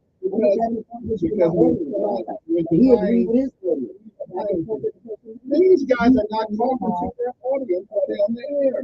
Just talk to the Well, they're we are. That's my point. The bottom line is that we're off the air. You keep acting this way. We're off the air. Bottom line, we go back on the air. I heard you. When we go there. No, thank you, Jesus. No, I don't believe you. Okay. All right, so let's move on. It's like we talk. We move on. We talk one at a time. Move on. You heard it. You heard it. Only you are. Crazy.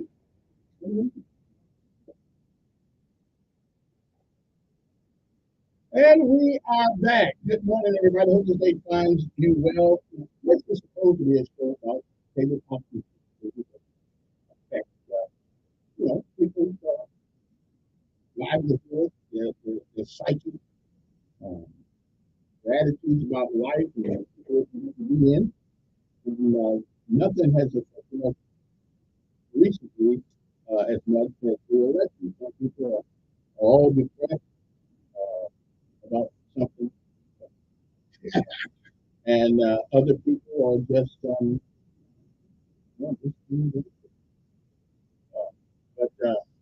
that's just one of the things. So our guest this morning, I'm going to let you introduce themselves to you. We're going to try to do this whatever reasonable way. So,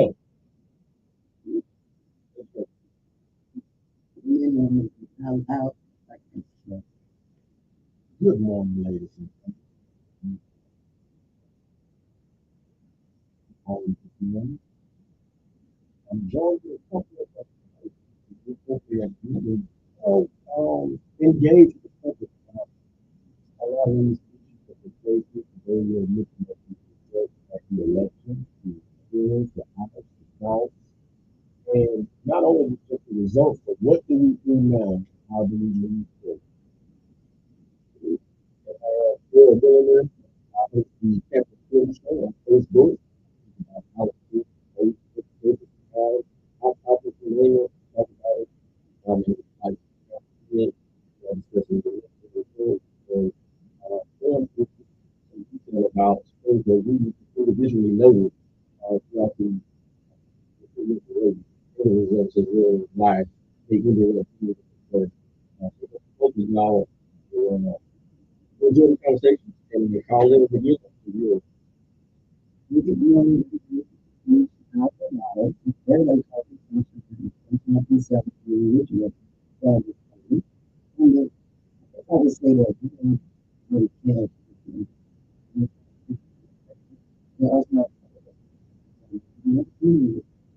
You just feel it.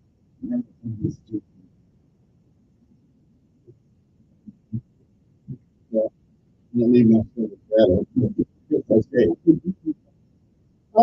One of the things that really hurts me on this whole race, you have people whining about all the nothing been terrible. All the jobs happening. We have a representative of right, which means that if we are a democracy, the rich will always win, and the poor will always win. And we will have many rights up there. It's because some states have a whole lot more people than other states. And if you're going to now the popular vote, then all you have to do is New York, and you're the winner. So nobody else has an opportunity to win. So I'm all for the electoral college in the way that it is disseminated to the candidates. Yeah. But what really gets me sometimes is that the threat they say that Trump is a threat to America when the other party is turning America up and down on it, making our kids think that boys are girls and girls are boys. We have gender affirming services now where if you think your boy should be a girl, you can take them in, have a whacker cut off, and turn them to a girl. So you want to talk about what's and the former presidential candidate, Miss Kamala, whatever her name is, she actually wanted to tax people on unrealized gain. And what that means is that if your house is worth now, you bought $150,000, now it's worth $2,000. Even though you never will have to $20,000, you want to tax you on money that you didn't. And that's what it is. But most people wouldn't know what that is. Yeah.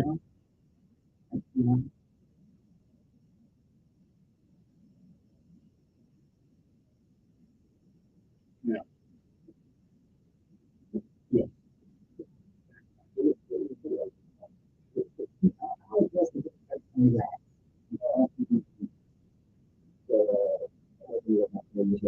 So, following the last election, um, now we're providing the applicants, you have to,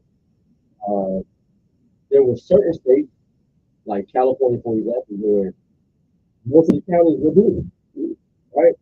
This go around, Trump not only won the popular vote with the Kamala Harris, but he flipped a lot of these states that were normally majority blue states, like in California, they had more red counties than blue counties. The only reason why it went blue as a state is because of the population of the blue areas, like LA, San Francisco, Oakland, so on and so forth.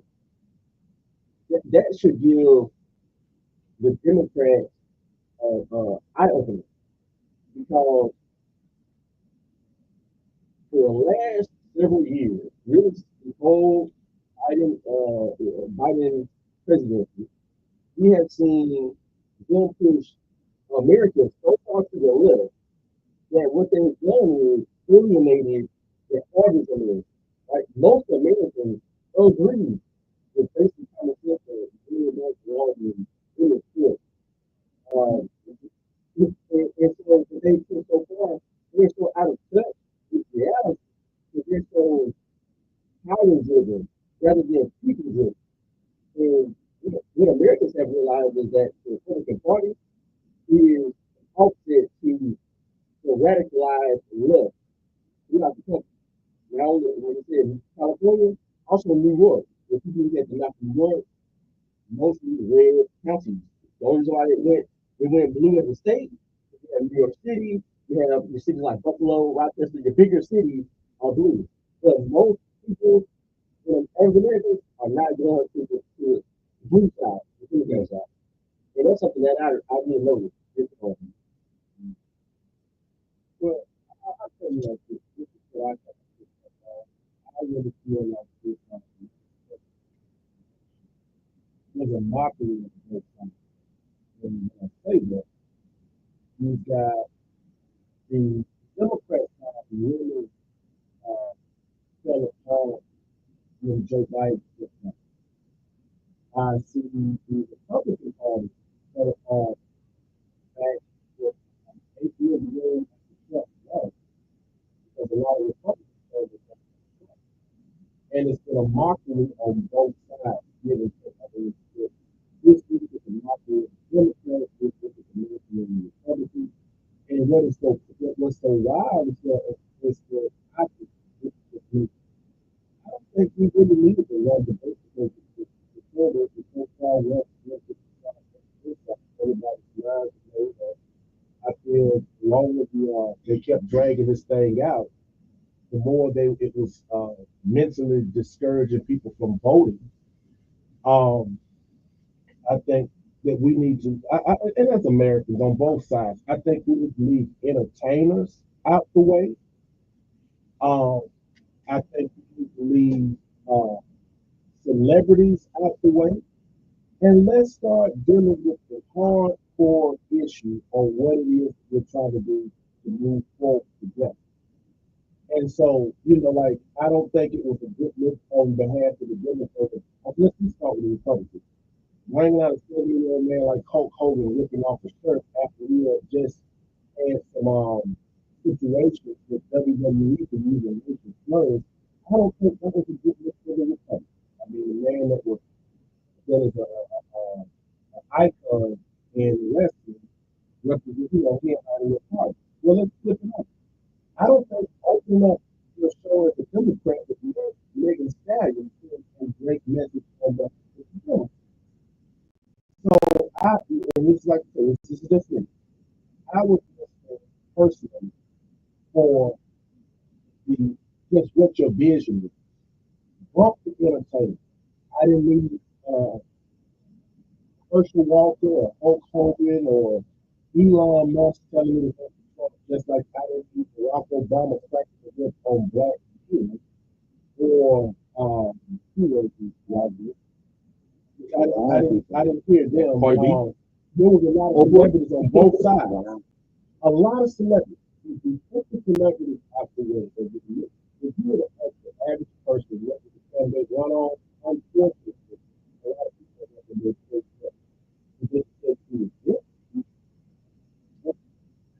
I look at it from a city, county, state, and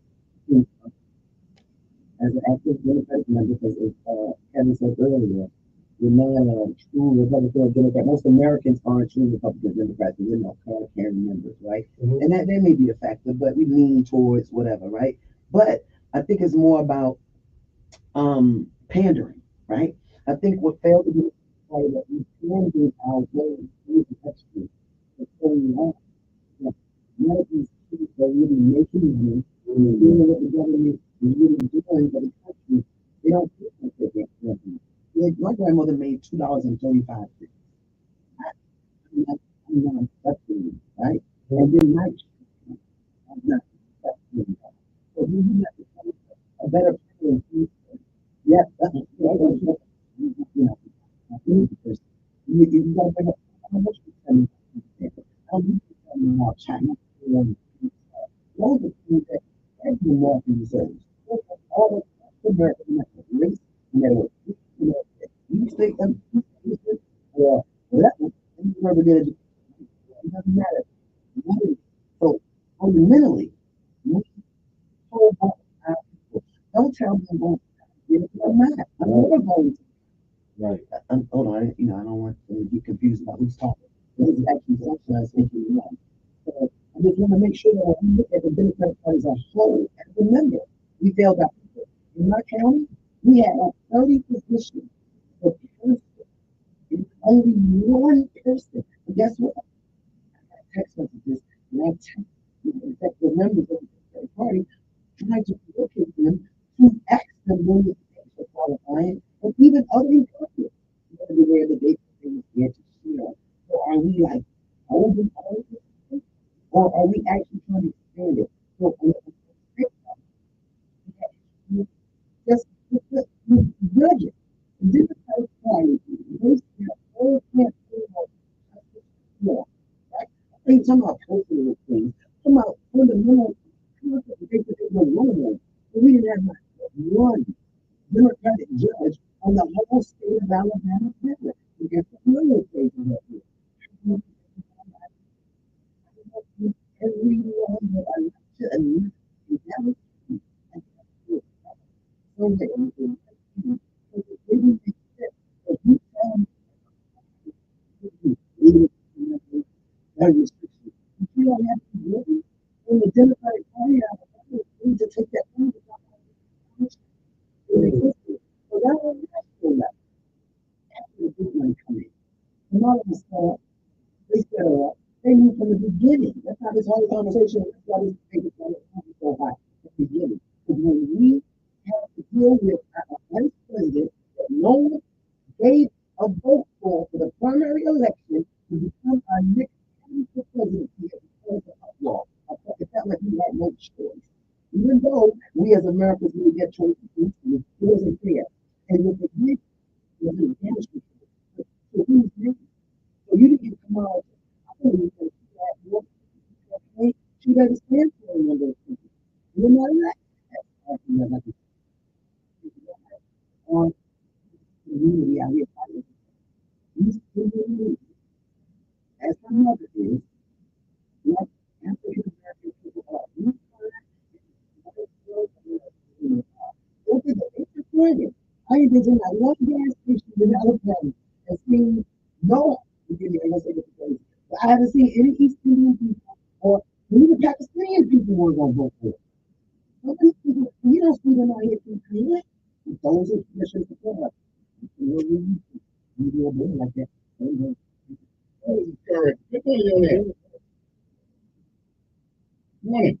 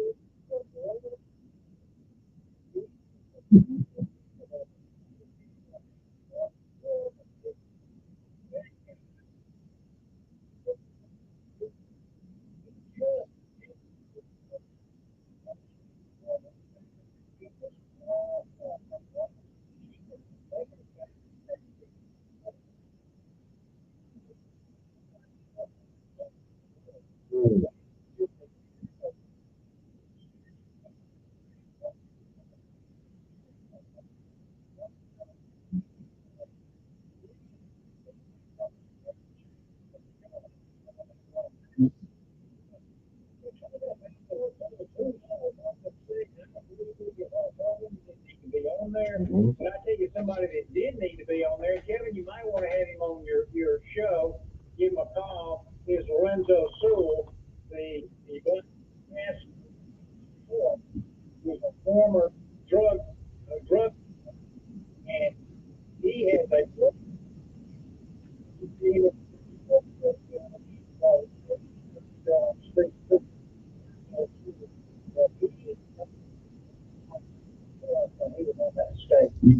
Okay.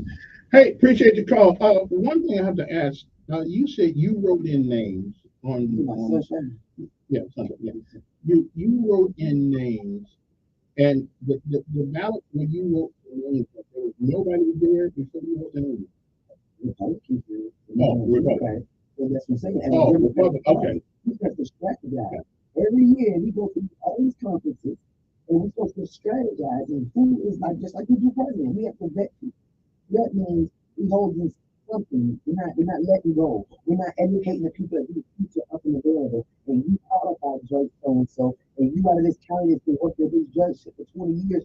Maybe you need to go ahead and take Well, let me ask you a question. Do not, everybody's worried about what Democrats are worried about Trump. Even the mayor of Chicago, the mayor of Chicago says Trump's not good for black people. Well, it seems like to me that Democrats ain't good for black people. I'm going to the panel, and that's why I said they came to the selection. And the World Collard Green and Kamala, if she would have just owned her ethnicity as an East Asian woman with all the African Americans, we could have felt with that, right? The pandering that, oh, I'm black, it was just too much for me. And I support her as a woman. I just made the stand as a woman, but I could not get beyond certain things that the Democratic Party did, right? So it wasn't it was just bad leadership. We need leadership. If you remember, Elizabeth Warren, when she ran for president, she said she had Indian blood. And it caused such a ruckus on the Democrat side. They turned out to do the research, found out she had no Indian blood in her. But one thing about us, we always allow people to play on our side, especially with black voters. When it pertains to us, there's always a struggle with them.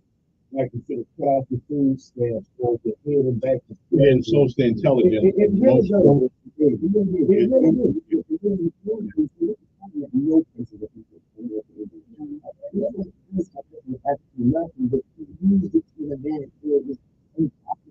to a lot of African American men.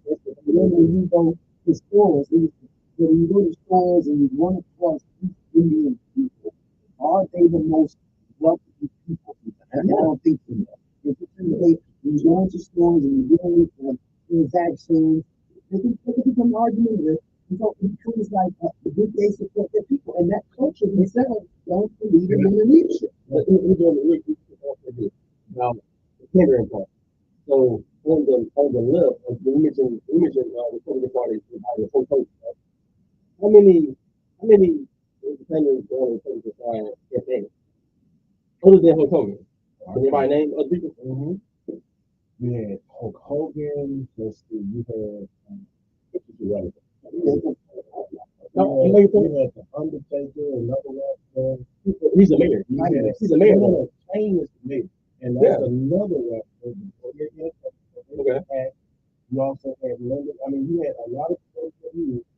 You also had You also had some NBA players that came out. You had some NFL players. You had a lot of Snoop Dogg, who was against him, turned around and went. Oh, the campaign? Yes, sir. He had a lot. Kodak Black. Let me grab this. Good morning on there. He had what? And the road. Good morning.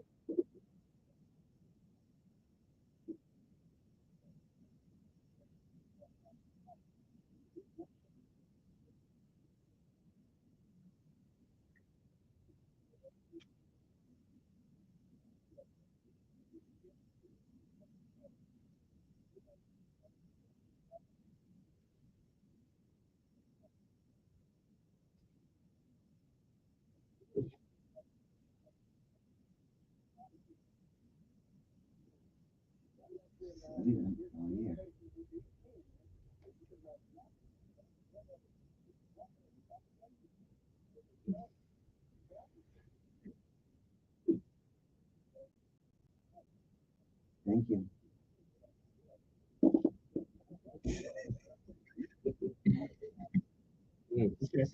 Okay. Let me. So are you saying that the Republican Party is better for men than the Democratic Party? Yeah. Because men aren't ready for what we're not. I'm one of them. Yeah. Men are not ready. I agree. Let me ask you, what's Kamala Harris? What's Kamala Harris? Naked. So that's debate. That's why I said debate. Yeah, a lot of stuff. He has Irish and Hindu. That's been actually he was born in Jamaica, so that's where that comes from.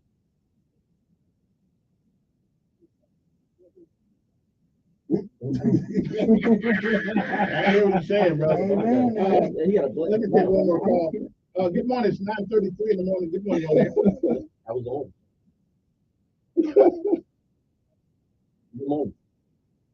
Good morning. Good morning.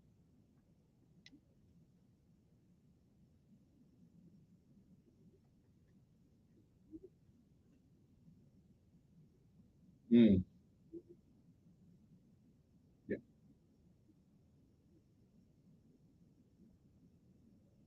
Mm.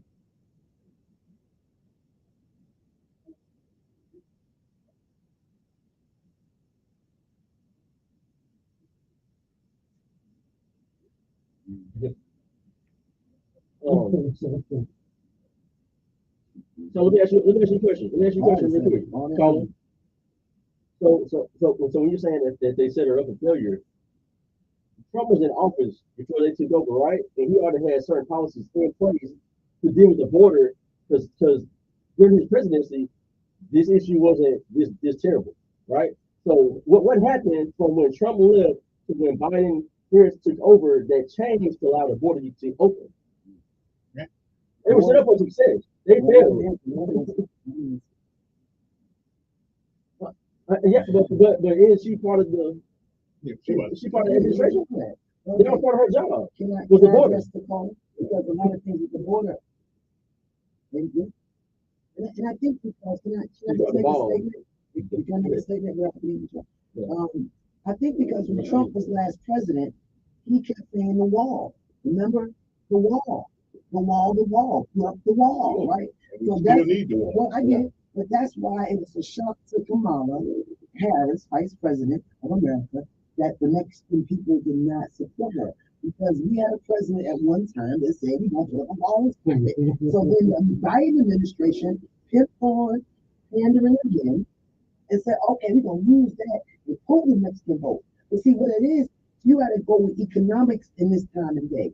These Mexican men are making money. They're building empires. These young rappers have a lot of money. They don't want to hear poor politics. They want to hear how is their money going to benefit them in the long run. And Trump won by economic stance.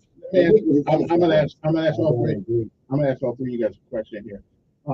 There were 15 million votes that were not taken in this election. Now, did 15 million people just all of a sudden ballots? I'll say ballots. 15 million ballots that were not there. So did 15 million people decide not to vote, or did they cheat the hell out of it in 2020? Oh, they cheated the hell out of it. Because 15 million. Because how is it possible that Biden beat out Obama in 08? He got more votes than Obama in 08. That's we're starting off bad already. Then Trump got 64, 65 million the first go around. The next go around, he increased his base, got more votes. He won the majority of the counties in America, but somehow he lost. But I guess what I'm asking, does this somehow validate what Trump administration was saying that it was stolen? Okay, well, can I absolutely. Absolutely. So let's go around the clock and then I'll say it later. Couple of different scenarios. Let me lay this out. Let's not say, we're going to say those people did not vote. Could it be that a lot of people could have been incarcerated, passed away, just flat out didn't care? Because if you remember, Obama made the comment. He said, "You guys cannot sit this one out." This generation here don't feel really obligated to nothing. If the moment you confuse them or frustrate them, they will sit out. They'll walk off the job with confusion or frustration. This election, but this is something they're not getting paid for. It could have been some of them with this generation here that might have went to their polling spot, seen the line from here to Jerusalem, and said, "Well, I'm going to KFC or Church's Chicken instead." There's a lot of people that just flat out. They flat out just they didn't care. I heard it myself personally. I was on the way to the polls. I cut through Regency Park going to where I vote, right? I see a bundle of fellas. It was looking like they were having a church meeting in the front yard over there in the park. And I was just being funny. I said, hey, y'all vote today? Well, I was looking at the man, looked at me, man, I don't study that. But they had some other good words behind it. Did they vote in 2020? No, I mean, I don't know. But I know they didn't vote this time. But at the end of the day, I really, politics is not what it used to be. You've got to give people a reason to go to the polls. When they saw Obama, they saw somebody that looked like them in the mirror. That's why the numbers went up that year. They kind of declined a little bit the next year when he ran against Romney. I think some of the But I say this, you've got to give them something to go out there for. And this last election, they just didn't give them nothing. They gave them free concerts. You got Megan Stallion dancing, you got Hulk Hogan ripping off his shirt, you got Kid Rock screaming at Trump, you got Amber Rose using her platform for Trump. We saw more celebrities in this last election than we've ever seen before. And people just flat out got tired of it. Well, I think Kevin asked about the 2020 election. That was 4 years ago, not Obama. Was people doing double counting, with ballots and ballots laws. But Trump also was caught on tape asking him for 17,000 votes. Yeah. So okay, but I'm just saying, okay. Well, let me. I just don't want to interrupt anybody while they're speaking. I just want to be able to speak without being yelled at. And somebody tells me I'm talking over somebody. So I'm saying when you come over to those principles, right? Where are those people voting? And I was the person that did not vote in 2020, right? And after some of the stuff is I love you. You stick together. It ended up being a race of a cultural thing. But Trump went too far, right? And I find him hilarious as a president. He's a number of Lloyd, Martin, he's a great time. I won't enjoy that in the next 4 years because he's very interesting. But what happened was something did go wrong with the vote, but there were a lot of changes that the Voters' Right Act changed that came out of Shelby County, right here out of Alabama. So the rules and restrictions that absentees, all people scared to be absentees this year. So a lot of things did change within the party, and it may be rightfully so. But there's corruption on both ends, and that's why some people see come out to be illegal. But I don't think that no one is really complaining about the outcome because the gap is big enough for us to understand that men are not ready for female leadership. That's true enough. Let me take a break, and we'll be back, and we'll talk about that. They want me to disagree. I'm not disagreeing. Yeah, I don't. I mean, women are fine. I know it's not bad. Y'all cool? I'll be the best. Hey, One more thing before we go to my last break. Have Black people put themselves in an enviable position of no power because Democrats know without a shadow of a doubt that our people have been manipulated, brainwashed, whatever you want to call it, to think that anybody that's not a Democrat is a racist, is anti-Black, want to put you back in plantation. I mean, that lie is going all around America right now. Okay, so have we hurt ourselves by not looking at the other party? I think that the Democratic Party allowed people to campaign rhetoric and should have been stopped. Because it was a racist rhetoric. That's like I didn't appreciate. I expect that from you. You don't expect what I do because you always try to control conversation. But when I'm saying AKA KKK, I thought that was very violent, right? So I didn't. Some things are just inappropriate. And as a leader of our country, any type of division that you are isolating yourself. And let me tell you another reason why she lost. The college people, the people that didn't go to college, tradesmen, they want to talk about college education and all that great accolades. They want to know what because the working man is what keeps America ticking. We'll be back. You know me? But you know, I'm a Republican. Trust me. I know politics. But you know what else I gotta get to the put me in a box. But see, the same with y'all is this is why y'all lose. Y'all, not y'all. Democrats. Because y'all flip flop on what you say. Because you're saying now that you knew that you was gonna lose. And you understood that. They knew that. But you didn't keep it real. I get you didn't keep it real because you were about to It has no knowing reason. that she wasn't gonna win, Y'all knew you people put that it out there like, no, I'm talking candidate about was what's on on. there. Get me out, get me out, get me out, get me out. Give me two first time.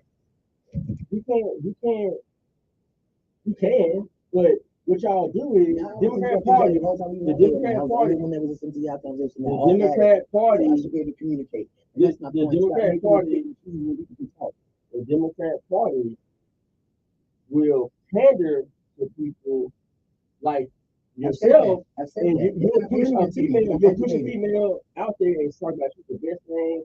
You gonna be Trump. You need a woman. It's time for the woman. You're the woman. All of that. But then, I didn't say that. But then when she loses, I knew she was gonna lose. She not your candidate. They set up a failure. It's like, have I ever said that? See, that's the issue. But have I ever Democrat said Party that? don't keep it real. Y'all flip flop. No, y'all don't. One time y'all hot, next time y'all cold. No, you won't. And what you do is you alienate Are you people. gonna let me finish or you gonna keep lying? I mean, I'm not done talking. I'm trying to talk. You keep talking over me. We're doing what you did earlier with Kevin. But we're not on live. I don't have to have a separate conversation with you. I'm trying to engage with you, and you won't But in order to have a respond. conversation, you have to listen. I don't have to listen for you to in order to respond. I don't want to hear it. You know what I'm talking about. Well, I feel like men eliminated me. And that was the purpose of us coming on this show to discuss the issues now. That's what I'm saying. It's not me. It's not me. Man, I don't Tell the truth, man. Tell the truth. Stop attacking me. It's not me. It's a loaded question. It's a loaded statement you just made. Now, it is a question. Number one, black people got to stop falling for the scare tactics, right? Like That's what I've been saying. Right. We all know. Stop telling black people. Stop telling us we going into slavery because we ain't. Well, you got the captain here. Wow. That's wild. We're not going into slavery. No, we not. They're scamming. But we got black folks who actually believe that. But you know, but you know why? When stupid stuff like that, because Sunshine said something. Like what? When they say we're going back into slavery, or we're going to cut off some food stamps and whatnot. It really don't, because see, you're gonna hurt your own in order to cut the food stamps off. And you're hurting children. Absolutely. And then to say you're going back into slavery, so what are we? You gonna wake up and knock on the door and tell us to report to the county field? If they won't go to a job at 9 to 5, they're making good money. This is the fact that it doesn't matter where they go. There's a lot of these black people who once again you're using corporate politics. If they won't go to a 9 to 5, those folks don't even vote. Those folks don't even care to vote. The people that's really voting in America is people that file taxes, right? People who don't go to work and care less about economics in America. It's the people who file taxes that told Kamala, get out of here, right? They told the Democratic Party to get out of here. Because Trump told the small businessman how to get over on your taxes. Don't claim losses for everything. And that's what we've done throughout. And he's won. He showed his taxes. They couldn't do nothing. He's a felon. My issue was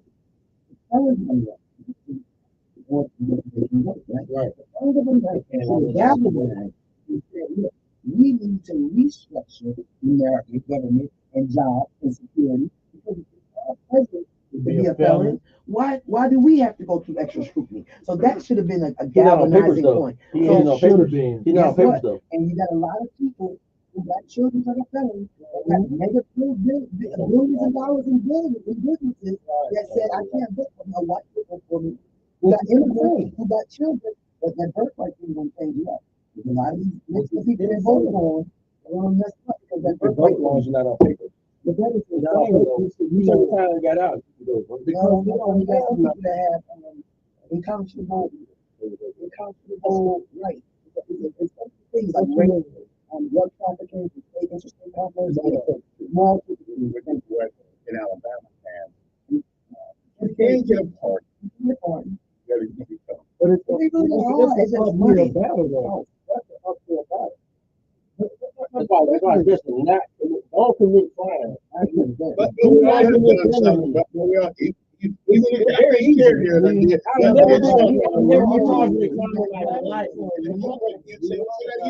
I've never been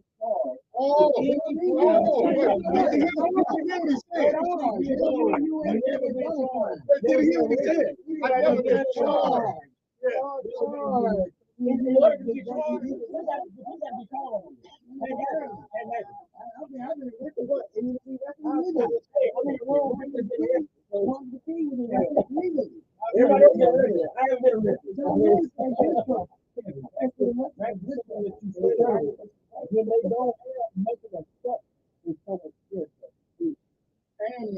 are back. 820. This one is this. How are you? Me too.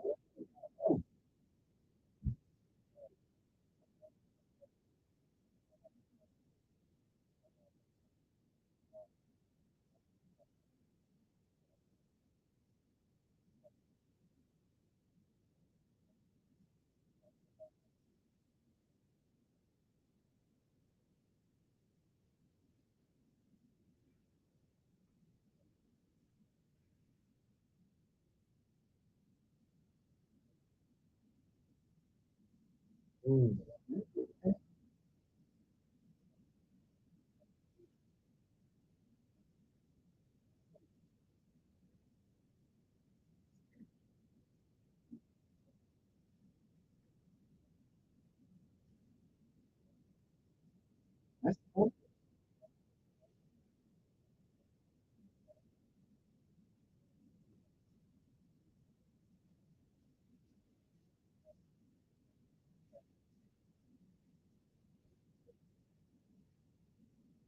I just know. Mhm.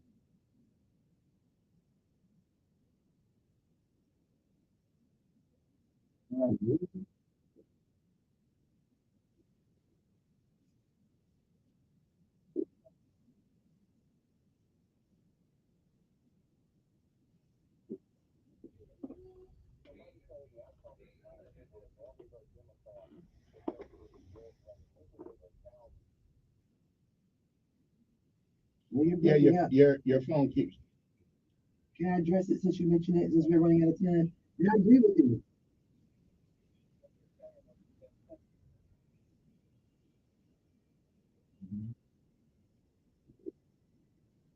Yes.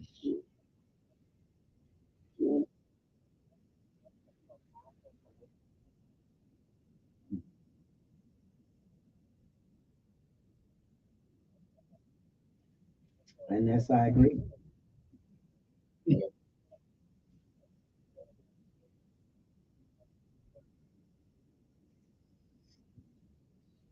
Yeah.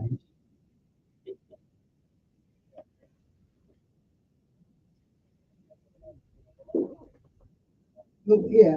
Well, can I address that since you're because I don't think she's a black woman, and I know, and you're taking that one comment and not going with all the other things I said because basically we agree that she played the wrong game, right? And I said from the beginning of this, the only reason why I support her because I believe in the Southern Baptist ministers took a stance that women were not leaders in the church, but they also took a stance across America, and those numbers showed that based on the male population. That's just the truth. Now, But I just wanted to say that most of the things that you said, we do agree on. we gonna well, forget all that. We can talk about something that's local to home here. The Big John down in Macon Lowndes County. County. Well, Wow, well, Lowndes County. the, I think we're in the Lowndes the County. trial was in Macon County.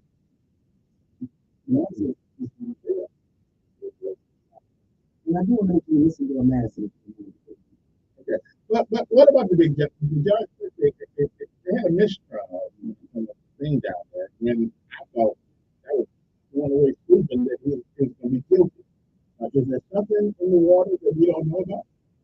Well, I remember Mr. Beast and John, he was young enough to remember the whole. I do remember in the beginning, it was some issue. I mean, I can't I just remember facts and things like that. In the beginning, it was an issue with approach the young man who analyzed who approached the big John was a big John. And I think that's why it was taken out of the archive. That nature. And we have a I think that's what we came in. And I think it was compared because the young man also was a law enforcement. It was sad for over that great life when we got regular police acting and lesser American values ways that you know. And Big John is the real legend. So it is just you will take it again. I want to speak to this right here.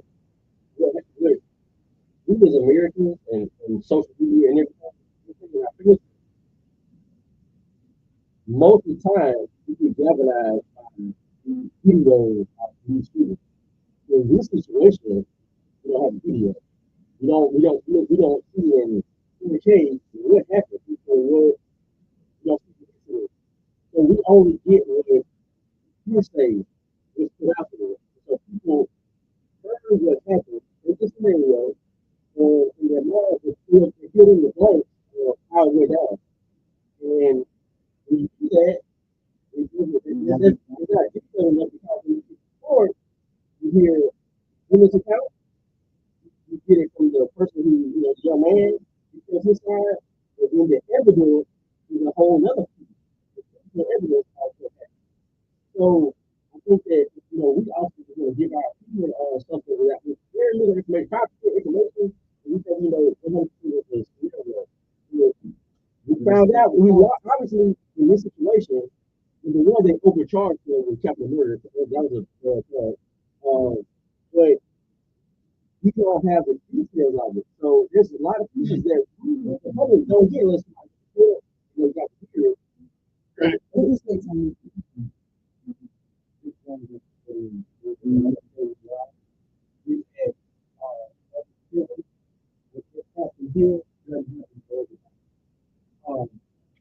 Right here in Newtown, remember the young man that supposedly shot out. He didn't get a chance. He didn't get this type of stuff. Aaron Curtis Smith, who killed Greg Hill. This thing got into another county. And they went to charge for what he actually did, but he ended up with this right here. This was shot the sheriff. I thought he already saw it. I saw the sheriff. He did.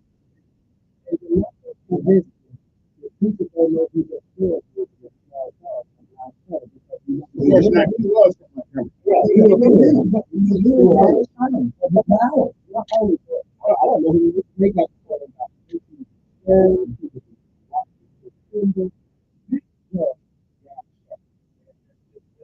It's not over yet. I mean,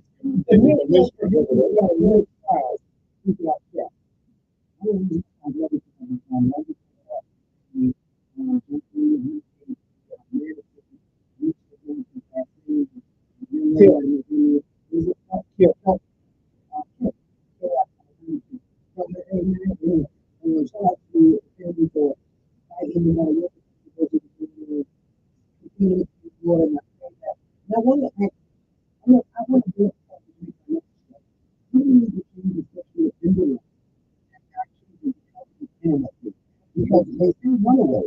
The law says the cameras and taxes won't be done.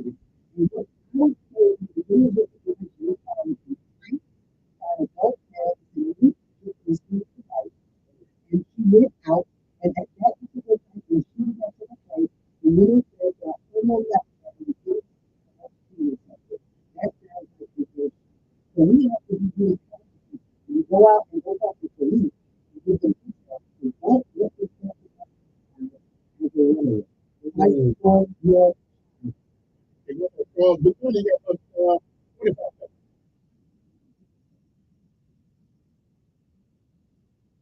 All right. Yeah. Anyway, well, listen, interesting conversation. Never enough time to talk about everything. But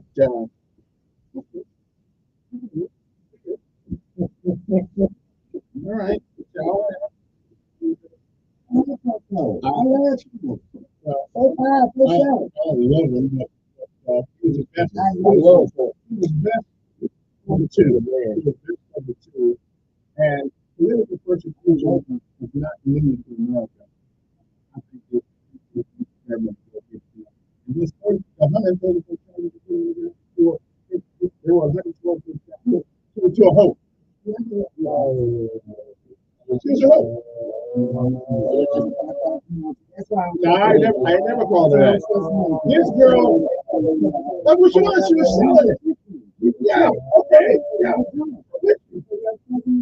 What you paying for? It ain't tricky if you got it. Well, it is tricky. That's why you got to We all pay for it one way or the other. Every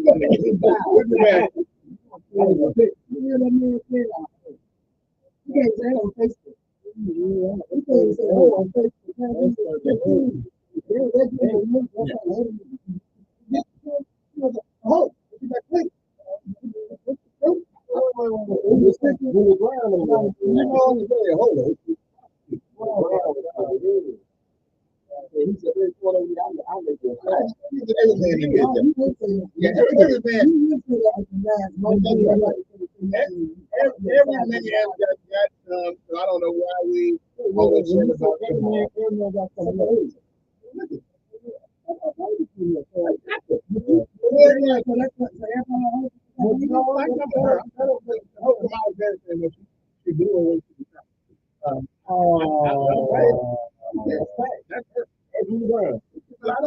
What Brown should have been doing.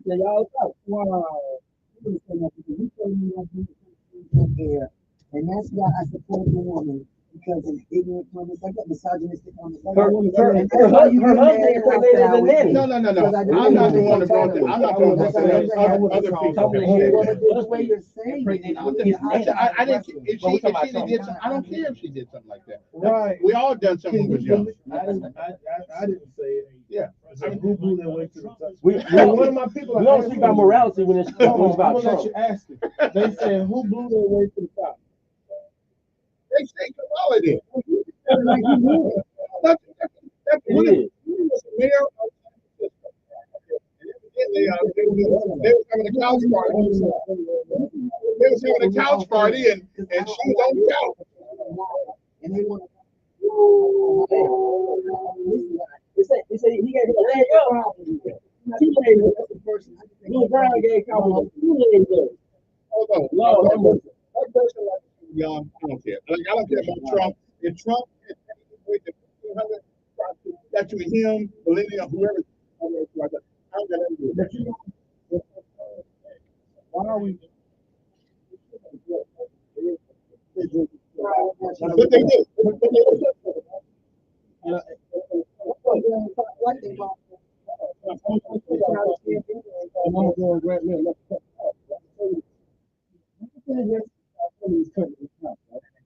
And she did what she did.